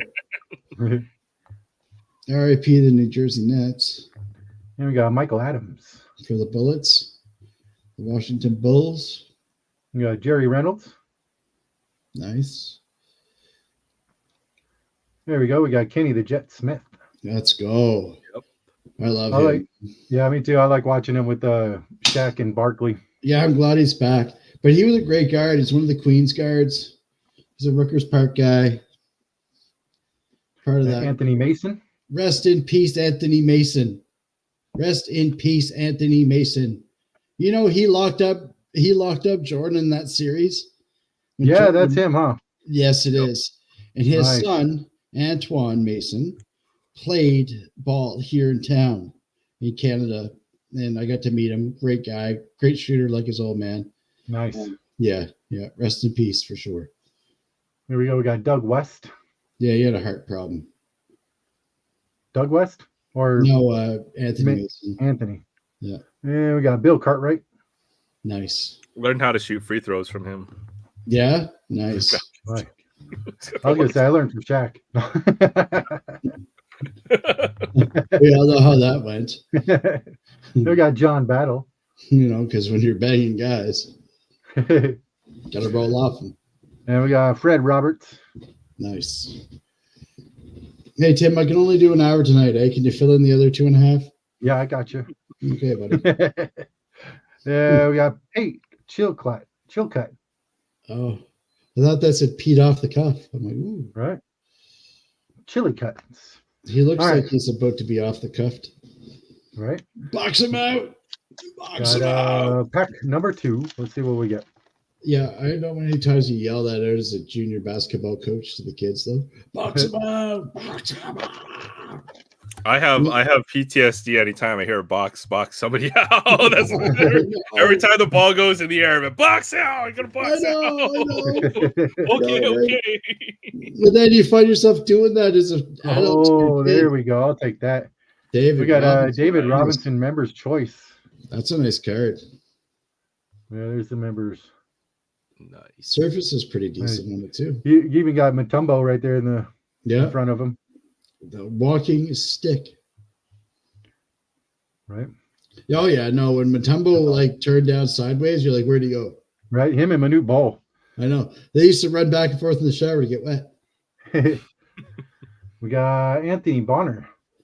No. It's Anthony Boner. Let's be real. It's part of the Dick and Cox collection here. That's right. And Rusty. Oh, I'm sorry, Pete. Sorry, Pete's getting mad. And we got J.R. Reed. Nice. He didn't have as long of a career as he should have, but I like J.R. Reed. He couldn't shoot a free throw, though, to save his goddamn life. And what is this? We got Rick Smits. Don't really remember him much. No, I remember He his was a name more than I Pacers remember center. him. He played a long time. He was a good center. There you go. You got Barkley in the background there. With, Yeah. Look, Dan holding Marley. the hands. Look, he's holding his hand. They're like doing the two-step. You're So like, one hey, hand- how you doing? He's how you holding his doing? hand. He's got his other hand on his bum. So Look. what are you doing later? This is how you do Well, it. you don't know if that's Charles Barkley's hand. I mean, it looks like it, but it could be somebody else from off camera. You That's know? right, That's right. because he's, Barkley's That's just 'cause touching his butt. This That's could be a 'cause- three-way here, you know. that's because he's banging guys. Here we go. Talking about Danny that. We got Ferry. Danny Ferry. Great player. Great player, man. Oh, there we go. We got some Supersonics action with Benoit Benjamin. Oh, yeah, yep. My uncle Yeah. trolled me by giving me as many Benoit Benjamin cards as he could upload to my hand. Nice. We got Raphael Addison. Yeah. For the New Jersey Nets. I like the Nets, man. I was a Nets fan before the Raptors came into play. And we got Brian Williams. I like the 76ers as well, but I was also a big Dr. J fan, so Oh, I Dr. kinda J went was with the Jay name. Ferry. Yeah. You got, Dude, Jay was the man, guy. Like he was. He really was. we got Blair Rasmussen. He brought street basketball mainstream in the NBA. He really did. And we got Kenny Payne. Nice. Artist Gillimore would be in that category too. Earl of Pearl Monroe, like some of the street type of style of basketball. Yeah. And moving away from that Pete Maravich, Jerry West type style of basketball. There's some good footage of Dr. J playing at Rucker. I've Yeah. watched that. Oh yeah, buddy. Like he was like, I'm taking them all on. Yeah, he was the man. Doing There we that go. with like Chuck Taylor sneakers, man. Those like Converse canvas sneakers. Right. We got Nigel Knight. Like I couldn't jump with those sneakers on, man. We got Kenny Gaddison. Nice. And we ended off with Armin Gilliam. Great player. Gilliam was really underrated, but he was good. So yeah, Pete was getting mad as I was talking about Boner. So Pete was getting angry. Oh, there you go. This is his 1975 Pete Lecoq mini rookie. Oh, It's a mini cock. he must be cold. And it's been seen on the internet 357,000 times and counting. Let's go. Nice. Yeah, no, I'm all about the trolling on that one. Seriously. That's the only reason why I collect those weird cards is because it's funny. They I've are got a funny. Chronicle cereal box to rip if you want to do that real quick. Oh, Yeah, shit. let's do it. Yeah. Going for it. I've had this one in my closet for a while, so let's see. I got some time. Yeah, I got this little cereal box here. Yeah, those are nice. Nice. Some of those cereal cards are really like there's a nice green Jamal cereal card. Yeah, let's see if we can pull the Jamal Murray parallel. What's the special parallel in here? I think it's green and black cereal. Look for cereal box exclusive base totally certified. I hope there's some kind of nice like disco. Oh, it is called the cereal box. I thought you guys were just pulling my leg. No, it is. I didn't know that. I bought so much stuff for my LCS at Black Friday that they threw this in. So nice, man. Hey, it's good, dude. It's good to be appreciated, right? Hey, Kevin. Random rips in the house. Yep. No, it's good to be appreciated, and trust me, they know where their bread's buttered, man. These LCSs, if they're good and they're smart, they know that it's us that keep them afloat. Oh yeah, yep, for sure. And Every time I walk in there. I know people get pissed off, and I know even some of our buddies, Aaron, and you know, get talked about, you know, retail getting pushed into LCSs and scalping and all that kind of stuff. That shit happens. No jokes. Well, But they can't even get hobby product anymore because all that stuff goes to the breakers. So Exactly. I have one local hobby shop that carries hobby product, and that's it. Yeah, we're getting raped. I don't want to say that word. Sorry. Bent over. Yeah. Yeah. There's a Tatum. There you go. Nice. Tatum. I love Nice. Tatum. I know. I missed out on a Donruss, like a blue Pulsar to 5 Tatum the other night on eBay. I was angry. I was punching stuff. Oh man. I know. To 5. To 5. See, those kind of cards you want to get graded, right? Because again, it's rarity. Oh yeah. Well, I don't know. Maybe and maybe not, because when it's that rare, it doesn't really matter what the grade is. No, but people will buy the graded one over the non one. Oh yeah, if it's a high grade, like a 9 or a 10. But if you have like a 1 of 5 and you get a 7 on that, you might want to just crack it out, to be honest. Yeah, for Donovan sure. Mitchell. Nice. One of my favorite players. Absolutely. He's a straight baller. For sure. Moses Moody. Nice. Oh, this was the other Warriors Wonder Boy, right? But what happened to this guy? Yeah, right.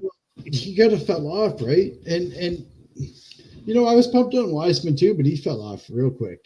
Now it's Podziemski, though that dude. He's our latest. But Kuminga too. Kuminga's good. They just don't let him play. No, and same with Koloko.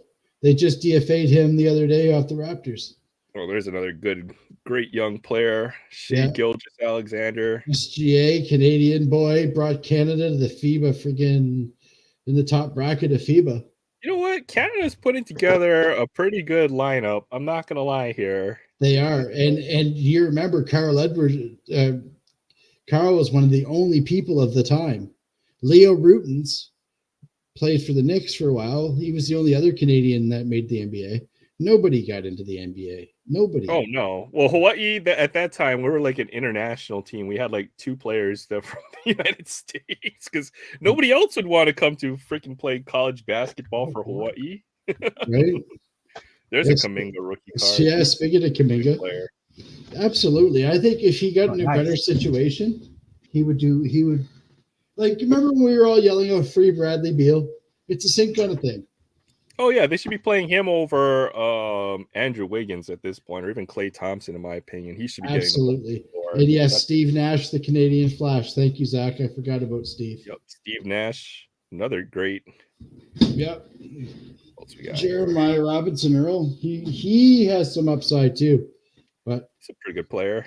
yeah, he is. Just so many good young players these days that could easily rise and fall. Like you never know. Like SGA came out of nowhere. Yeah.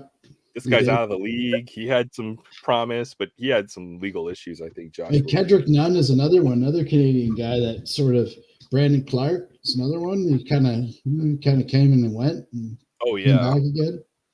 there's a great rookie card right there. Franz Wagner? Yeah, Franz Wagner. Oh, there you go. Nice. Might be the second or third best rookie in this class right now. In for my sure. For sure. Not Luka the right Garza? piston here. No. We want Cade. No. And it's funny, I remember we got a hawk for Zach here. Jalen Johnson, Yeah. rookie. But I remember I got a little bit of flack from some people with some of my opinions on some of those other rookies in that class. It's not a great class. It doesn't look very deep. There might be 3 or 4 good players. Even Cade's not a bona fide star. He's the best player on that Pistons team. He's pretty much their only scoring option. Yeah, for sure. And I think he will mature into something that's going to be on that level. He'll mature. He's just young. Devin Booker. There's a good Rice, one. big fan of D-Book. Yeah, Big me fan. too. This guy, when he gets hot, he's unstoppable. Okay. Yeah. Well, he's the reason why the Suns went as far as they did when they went on that big run. Oh yeah, just absolutely insane. Him and Chris Paul were just chewing up friggin' minutes. Was this Duarte? Yeah. Pretty decent. But Pretty yeah, nice this looking card, class though. is not very deep. Yeah, the marquees are nice. Yeah. You know, this logo always trips me because I always think of the Knicks logo anytime I see that. Freaking Yeah, it does remind me of the Knicks logo too, doesn't it? It's like, oh man, it's so Yeah. annoying. But you know one, nice KD. Durant. Nice, Kevin Kevin Durant. Durant. I love Oh, Kevin Durant. Kevin Durant, the self-proclaimed GOAT.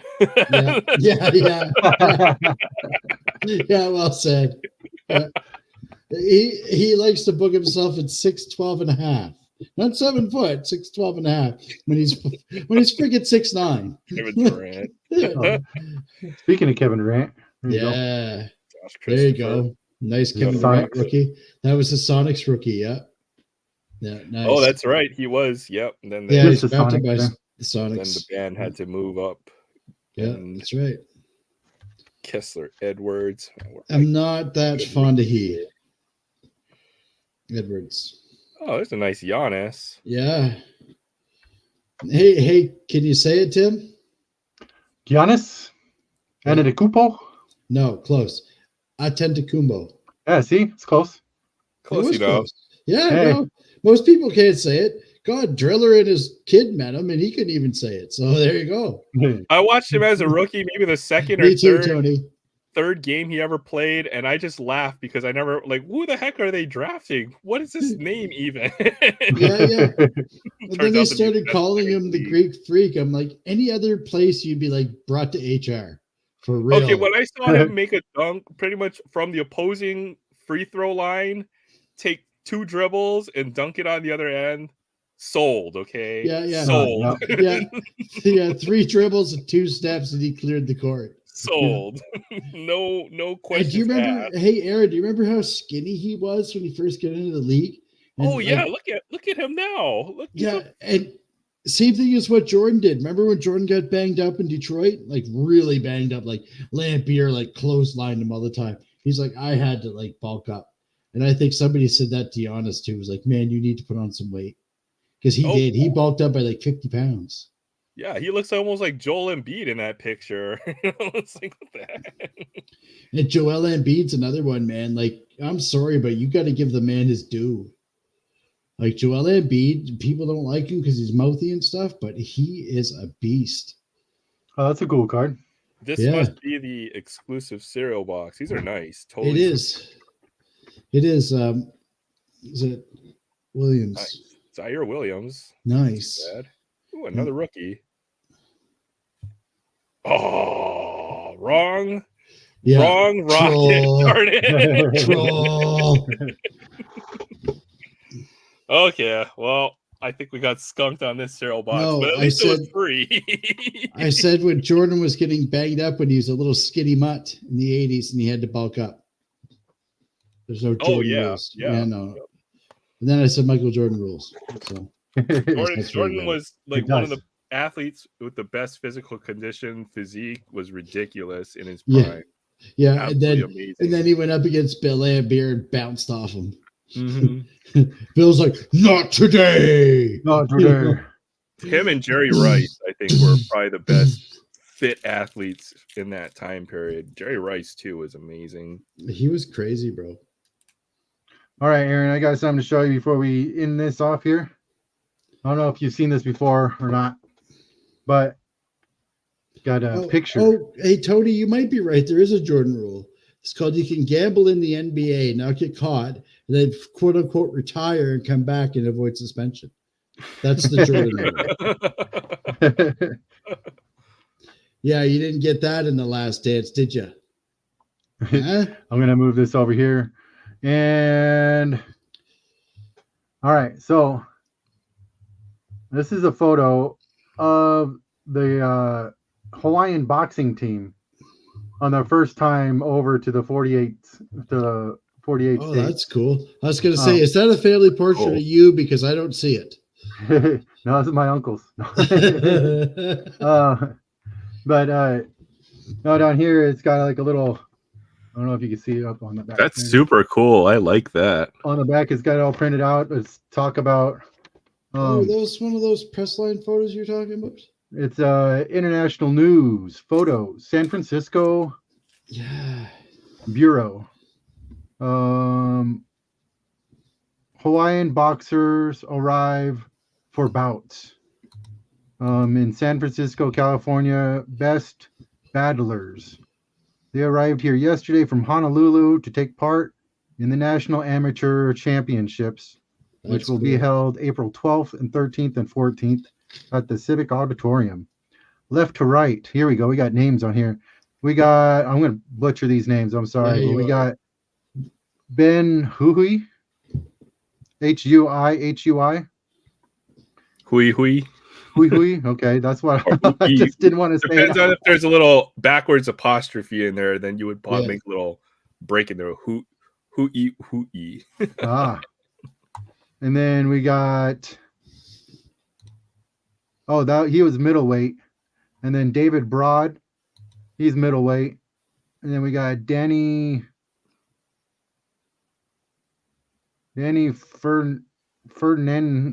Fernandez. Sorry, it was in like two different spots. We got Danny Fernandez, lightweight, Eddie Lasui, featherweight, and Lucas Passon, P-A-S-I-O-N. Passon. That's French for fish. That would be Poisson. P-O-I-S-S-O-N. We got bantamweight. Just being stupid. I can tell all these are like very typical names in Hawaiian, but they're all from like different cultures. Like might actually be Filipino or Portuguese. Well, yeah, there's clearly some Portuguese and Filipino guys in here. Clearly. Yep. And definitely some Hawaiian. Yeah, and I don't know if you knew this or not, but Tim has Samoan in his family as well. Yeah, my grandma's full-blooded Samoan. Oh, wow. That's cool. Yeah, she was born over in America, Samoa. And my grandma and Asian fellers. Yeah, my grandpa and my grandma were both at Pearl Harbor when it happened. My grandpa was in the Navy. That's crazy. Oh, that's awesome. I watched Pearl Harbor in the movie theater. As far as I still haven't seen that movie. It's a good movie. Actually, it's pretty cool. Yeah, my grandpa actually was. It's there's so many different immigrant cultures that have come to Hawaii. That's what's kind of made up Hawaiian culture. That's why it's like everything is like mixed. There were actually the only state I think that's like more minority than white. I think, well, at least for now, right? So, like my grandparents would have came over in like the early 1900s. So I'm like almost fourth generation nice. here. So yeah, my grandpa was Army, and then he's buried up at Punch Bowl Memorial or Punch Bowl Cemetery, which is the Oh wow. War Memorial of the Pacific. Yeah. So, Oh, right on. Yeah, I know exactly what that is. That's amazing, dude. Nice. Yeah, I Yeah. have some family over there. They last time I talked to them, they were working at the cultural center as like dancers or something like that. oh yeah, the Polynesian Cultural Center. Yeah. I've only been there like 3 times in my life because it's in like the most remote place in the whole island. Hashtag pub owner. Just saying. But there's a big Samoan community up there, I think, because and then there's also BYU Hawaii because a lot of them are Mormons as well. So that's kind of a thing. Well, it yeah, seems a lot to of be- my Samoan family's Mormon. Yep. Well, it seems to be the predominant view of Christianity with that, because again, that's where the missionaries were, right? Depends. Well, the they don't first go down. missionaries were probably Christian missionaries. If you Well, think I'm back calling to- Mormons Christians. I'm not calling them devil worshippers, but Oh, well, it's, you it's, know- to- you know it's what I totally mean. different. I know what you mean, though. I know what you mean. But yeah, like Hawaii to me seems like it is a melting pot of every other small little area around there tends to just kind of like, you know what I mean? Yeah, it's Oh. crazy because you have like I think a lot of my Japanese ancestors are there to work the sugarcane and the Big Island or something, right? The same the port like there's a big Spanish community or Portuguese, Portuguese, Chinese, Filipino, Japanese. yeah, man. Then recently, you have a lot of Vietnamese, a lot of what you call refugees from the Vietnam War, Filipino, especially since we took in a lot of Cambodians and Vietnamese into Canada after those conflicts. yeah, It was horrible, man. Like, I'm sorry. Like, one of my friends, his mother was one of the original quote unquote boat people that came from Vietnam, and her family was like, dude, they went through some stuff, man. yeah. I don't want to talk about it on here because I don't want to get Timmy in trouble, but she told us some stuff that would just like curl your toenails, man. Like, it's like, whoa. Mhm. In Laos, Cambodia, Vietnam, like, sorry, but people did some really bad stuff down there. Really bad stuff. It's pretty Cambodia, especially. I have some friends who are Cambodian. But even there's a lot of we call you guys Howley, aka foreigner or white people. White people, the Howleys. Yeah, Yeah. You don't want to know what I think of you. No, it can be used in a derogatory manner here. Definitely, you don't take kindly to Howleys over there. No. But they come here, right? There's so many folks who want to live in Hawaii, right, from the mainland, and we Right. certainly have a lot of them here as well. You're so. gonna like play me like that, bro.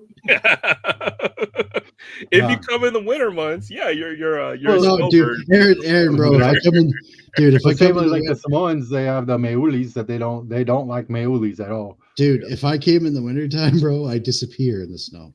You see, Mayo white. Goodness. We'll just leave you out in the sun and get a tan, and maybe That's right. if you survive and you're not like burnt or crispy no, red, fine, bro. shiny red color when you come out, then Oh no, I'll be come out with a bit of completely. a Well, tan. see, my mother's part. There's some First Nations in my mother's side of the family. So in the summertime, we go from white to brown in like a day or two. It's like, oh, you got your winter skin on, do you, there, fella? It's kind of like that, right? But it is true. Like, I don't know I don't want to get into it too much because again, it's a dicey subject. But the migration of peoples over the world is such an interesting thing that people used to talk about it and debate it and learn about each other. And now people just get mad. That's why I was like, "You're gonna do me like that?" I was just joking, but they do. They get angry with these type of conversations because they're all looking to be offended, when most people are just trying to understand. Yeah, well, everyone's human in the end, right? We're all the same, Right? Like in Canada Right. mistreated First Nations people like really, really bad. Up until the time I graduated school, we had concentration type camps here called residential schools. And the last one closed in 95, dude. I graduated in 93. Think about that for a minute. That's And they don't talk about that, right? But they like to point the finger at everybody down in the States and be like, you have issues in your social. No, we all do. We all do. Yeah. Well, it's human history. It's all of us, right? It's not just It's one. all British history. It's all No. British colonialism. It's everybody. Well, let's see here. Chance wanted to rip up some more packs. He said, "Rip some more." No, So- my kid just came into my room and said, I'm trying to go to sleep. So I'm gonna have to shut it down. All right. Well, wait It's We got, 12:30. He's got exams and stuff. for you Canadian there. I got some o-pee-chee baseball. we, O-pee-chee don't Premier. even, we don't even want O-pee-chee. that here. we But, give that shit away. All right. No, they do. They're The like, o-pee-chee Premiere. yeah, Well- it's like mass produced, but in Yeah, I like all of it. no, but in Canada especially, you're going to see more Blue Jays cards than you'll ever want to see in your life. I guarantee. Oh you. man, I've gotten so many. Because that's the thing. Canadian baseball cards are always loaded with extra Expos and Blue Jays cards. It was dumb. Really dumb. There you go. Here's a o-pee-chee Don Mattingly. No. Oh my God. You had to. Oh, put it nice. out, did you? Yep. Here's That's a a flex. It's a flex. here's a o-pee-chee Tony Gwynn. Oh, nice. Do you have two o-pee-chee Tony Gwynns? No, I only have one. Because I If I don't have enough to share, then don't show it. Yeah, it's like Not cupcakes. nice. no, I was gonna say I got two 83 tops Tonys. I would have traded you for an o-pee-chee, but We got Willie Wilson. yeah, Willie Wilson used to play with. Sorry, I can't read it. It's all blurry. It's not focusing. We got Yeah, no. there's Sandy Alomar. Yeah, Hmm. Let That me team turn was this thing around. ridiculous. This things look stupid. yeah, I know. I that's what I did. I was like, There. screw this. This is dumb. Yeah, that's I can't do it like that. There we go. Sandy Alomar. Steve Stidy. Should be in the Hall of Fame. 400 game winner. Like he's just dude. It's Dave Steve. And we got Albert Bell. Don't call me a Joey Bell. And we got Willie Frazier. Told you. Another Blue Jay. Terry Pendleton. Dude, he looks like a midget right there. He looks so tiny. He was a midget. How tall was he? 5'8". 5'9". He's Wow, definitely okay. taller than. He's taller than I am. Altuve. He's what? He's taller than Altuve. Oh yeah. Speaking of Altuve, he doesn't have it. No, he doesn't have his stats on the back. Dang Of course not. They don't want to show that. it. They don't want to show that he's 4'2". Lance Dixon. Lance Dixon. You know what's funny with Altuve though? What's that? He said the Willy Wonka Oompa Oompas are taller than him. They probably are. But who is that? That one guy that got that 8.5 player number back in the day. I even had that on a Who are you talking question, a quiz question. Who was that tiniest baseball player? about? Oh yeah. I I don't. forgot. Dang it. I don't know. I know. Sensei Tony's in the chat. He'll know. He's Yeah, got. He picked It up was a back in, like, the 70 set 40s, that's 50s got or all of something like these. He was like a little midget. He played for one game, and he Oh had yeah, like they felt bad for him or something. he had the number 1-8. Eddie Geidel. That's right. Yeah, see, of That's course right. he knew. And he got murdered. What? Yeah, he got murdered because he was talking crap after the bar because he was a drunken little midget, and so somebody didn't like the way he was mouthing off to him and stabbed him. Dude, you do know that when you go to get monetized, you're gonna have to remove these streams, right? They're little people nowadays, by the way, just Oh. for future reference. You can't call them midgets? No. What? Oh man. Well, there goes my life. We're past the 4-minute mark. It's all good. Nobody's gonna care about this. Well, Fucking hell, man. so I what do you call got Paul showing big heads and Fox being Paul Staley and Kiss, and Tim's talking about midgets. This whole Well, yeah, community's well- going to shit. what do you call Gidget the midget then? Nothing in 2024, bud. Well, that's her name. That's her name. That's I'm going, not today, sir. That's her name. Not today. But if that's her name, then what else are you supposed to call her? Bridget. Gidget the tiny thing. Bridget. Good guy. Yeah. You're just gonna have to pick a new stage name because this one's not gonna work right now. No. You do know that when she's working, lap dances are half off. Eh? Oh, you'd hope so. I do know. I know that for a fact. She came through here a couple of times. Man, I didn't get to go see her. My goddamn boy. I was bummed. I bet. I bet tickets were half price, were they? They were. It was on special. It was a short date. What can you say, huh? It was. Jose Altuve likes her because it makes him look like an NBA player. It's the tiny shorts. What's up, girl? He wears the tiny shorts, makes his legs look taller, makes his legs look longer. When the guy on the other side of the counter leans over and goes, "Hey, little buddy, what can I do for you?" Nice. Oh, Tony says he's showing a card of Eddie Geidel's this weekend. Awesome. Awesome. I've got to find that Altuve card where he's like kneeling in the picture. He looks like literally ridiculous. Looks like one of the kids, the soccer players, walk out. Not even. It looks like he's out there on the court, and you know how the kids, it's like the jersey is like way, way, way too big for them. That's what he looks like. Who was that? Who was that comedian guy that was a golfer? You know, had his little tiny legs, and he was a golfer. And I'm not even talking right now, man. I'm laughing so hard. Oh my Christ! I got tears in my eyes. Eh? God dang, this is bad. We're all going to hell. Every one of us. I'll see you there, Tim. Hey, I'll be there.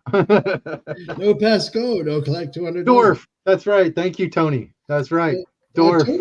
Tony's a walking encyclopedia.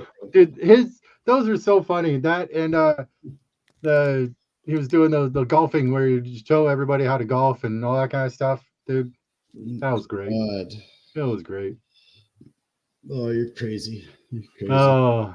Yeah, but I gotta go, guys. I was gonna say before we get in any more trouble, we should probably end this. Yeah, we had this at 3 hours. This has been a fun time. Tony. Hey, Aaron, thank you so much. I had fun. This is a pleasure. This is great times, man. Yeah. This is hanging out with the guys. And sometimes I forget that this is being broadcast all over the world. I know. Good. Hey, thanks for reminding me that I can't say midget. Oh no, like I don't even be associated with No, that one's on the gray area. We don't know whether it's gonna be like it's getting close to the line there for sure. Thanks to everybody that's coming and hanging out with us, man. Yes. Thank you so much, everybody. Thanks, Tony. Thanks, Chance. Tony, you're the man. Thank you, Thanks, Tony, Ron, for being smart. Zach. I'm glad to hear from you, man. DK, everybody that's been in here. In and out all day, every day. This is what we do. That's right. Thank you so much, everybody. We do this on Wednesdays. And thank you to the little people. All the little people. All the little people. Thank you to the little people. Is this a fucking short date? Yeah. The fucking seriously, bro? I want to thank all the little people that help make this show possible. That's right. Help me get off the ground. Oh, way to go. It's only with your help that we reach the high places that we need to go. That's right. That's right. Only took a couple of you to help out to get it up there. As I hold this over your head, you can't reach with your little dangling legs. No. You've helped us to attain new heights. Oh my God! Hit the button, Jim, for God's sake. Oh, my cheeks hurt. Thank you, everybody. You guys have a wonderful night. We'll see you on Sunday. We'll see you on. See you tomorrow on Zach's. Yeah, we're gonna be rocking on Zach's tomorrow night. Yeah, on Zach's tomorrow night. We're gonna hijack his channel and drive it right into the ground. Be prepared with that mute button. Yeah. Remember, Zach's monetized. We can't say bad words. That's right. Don't say midget. He's got 3 strikes, right? All Not that we'd live to see it. Oh, God. But anyways, thanks everybody. We all love you. Thank you. Guys Good are night, awesome. everyone. Thanks, See you everyone. guys later. Thanks for hanging out with us, crazy idiots.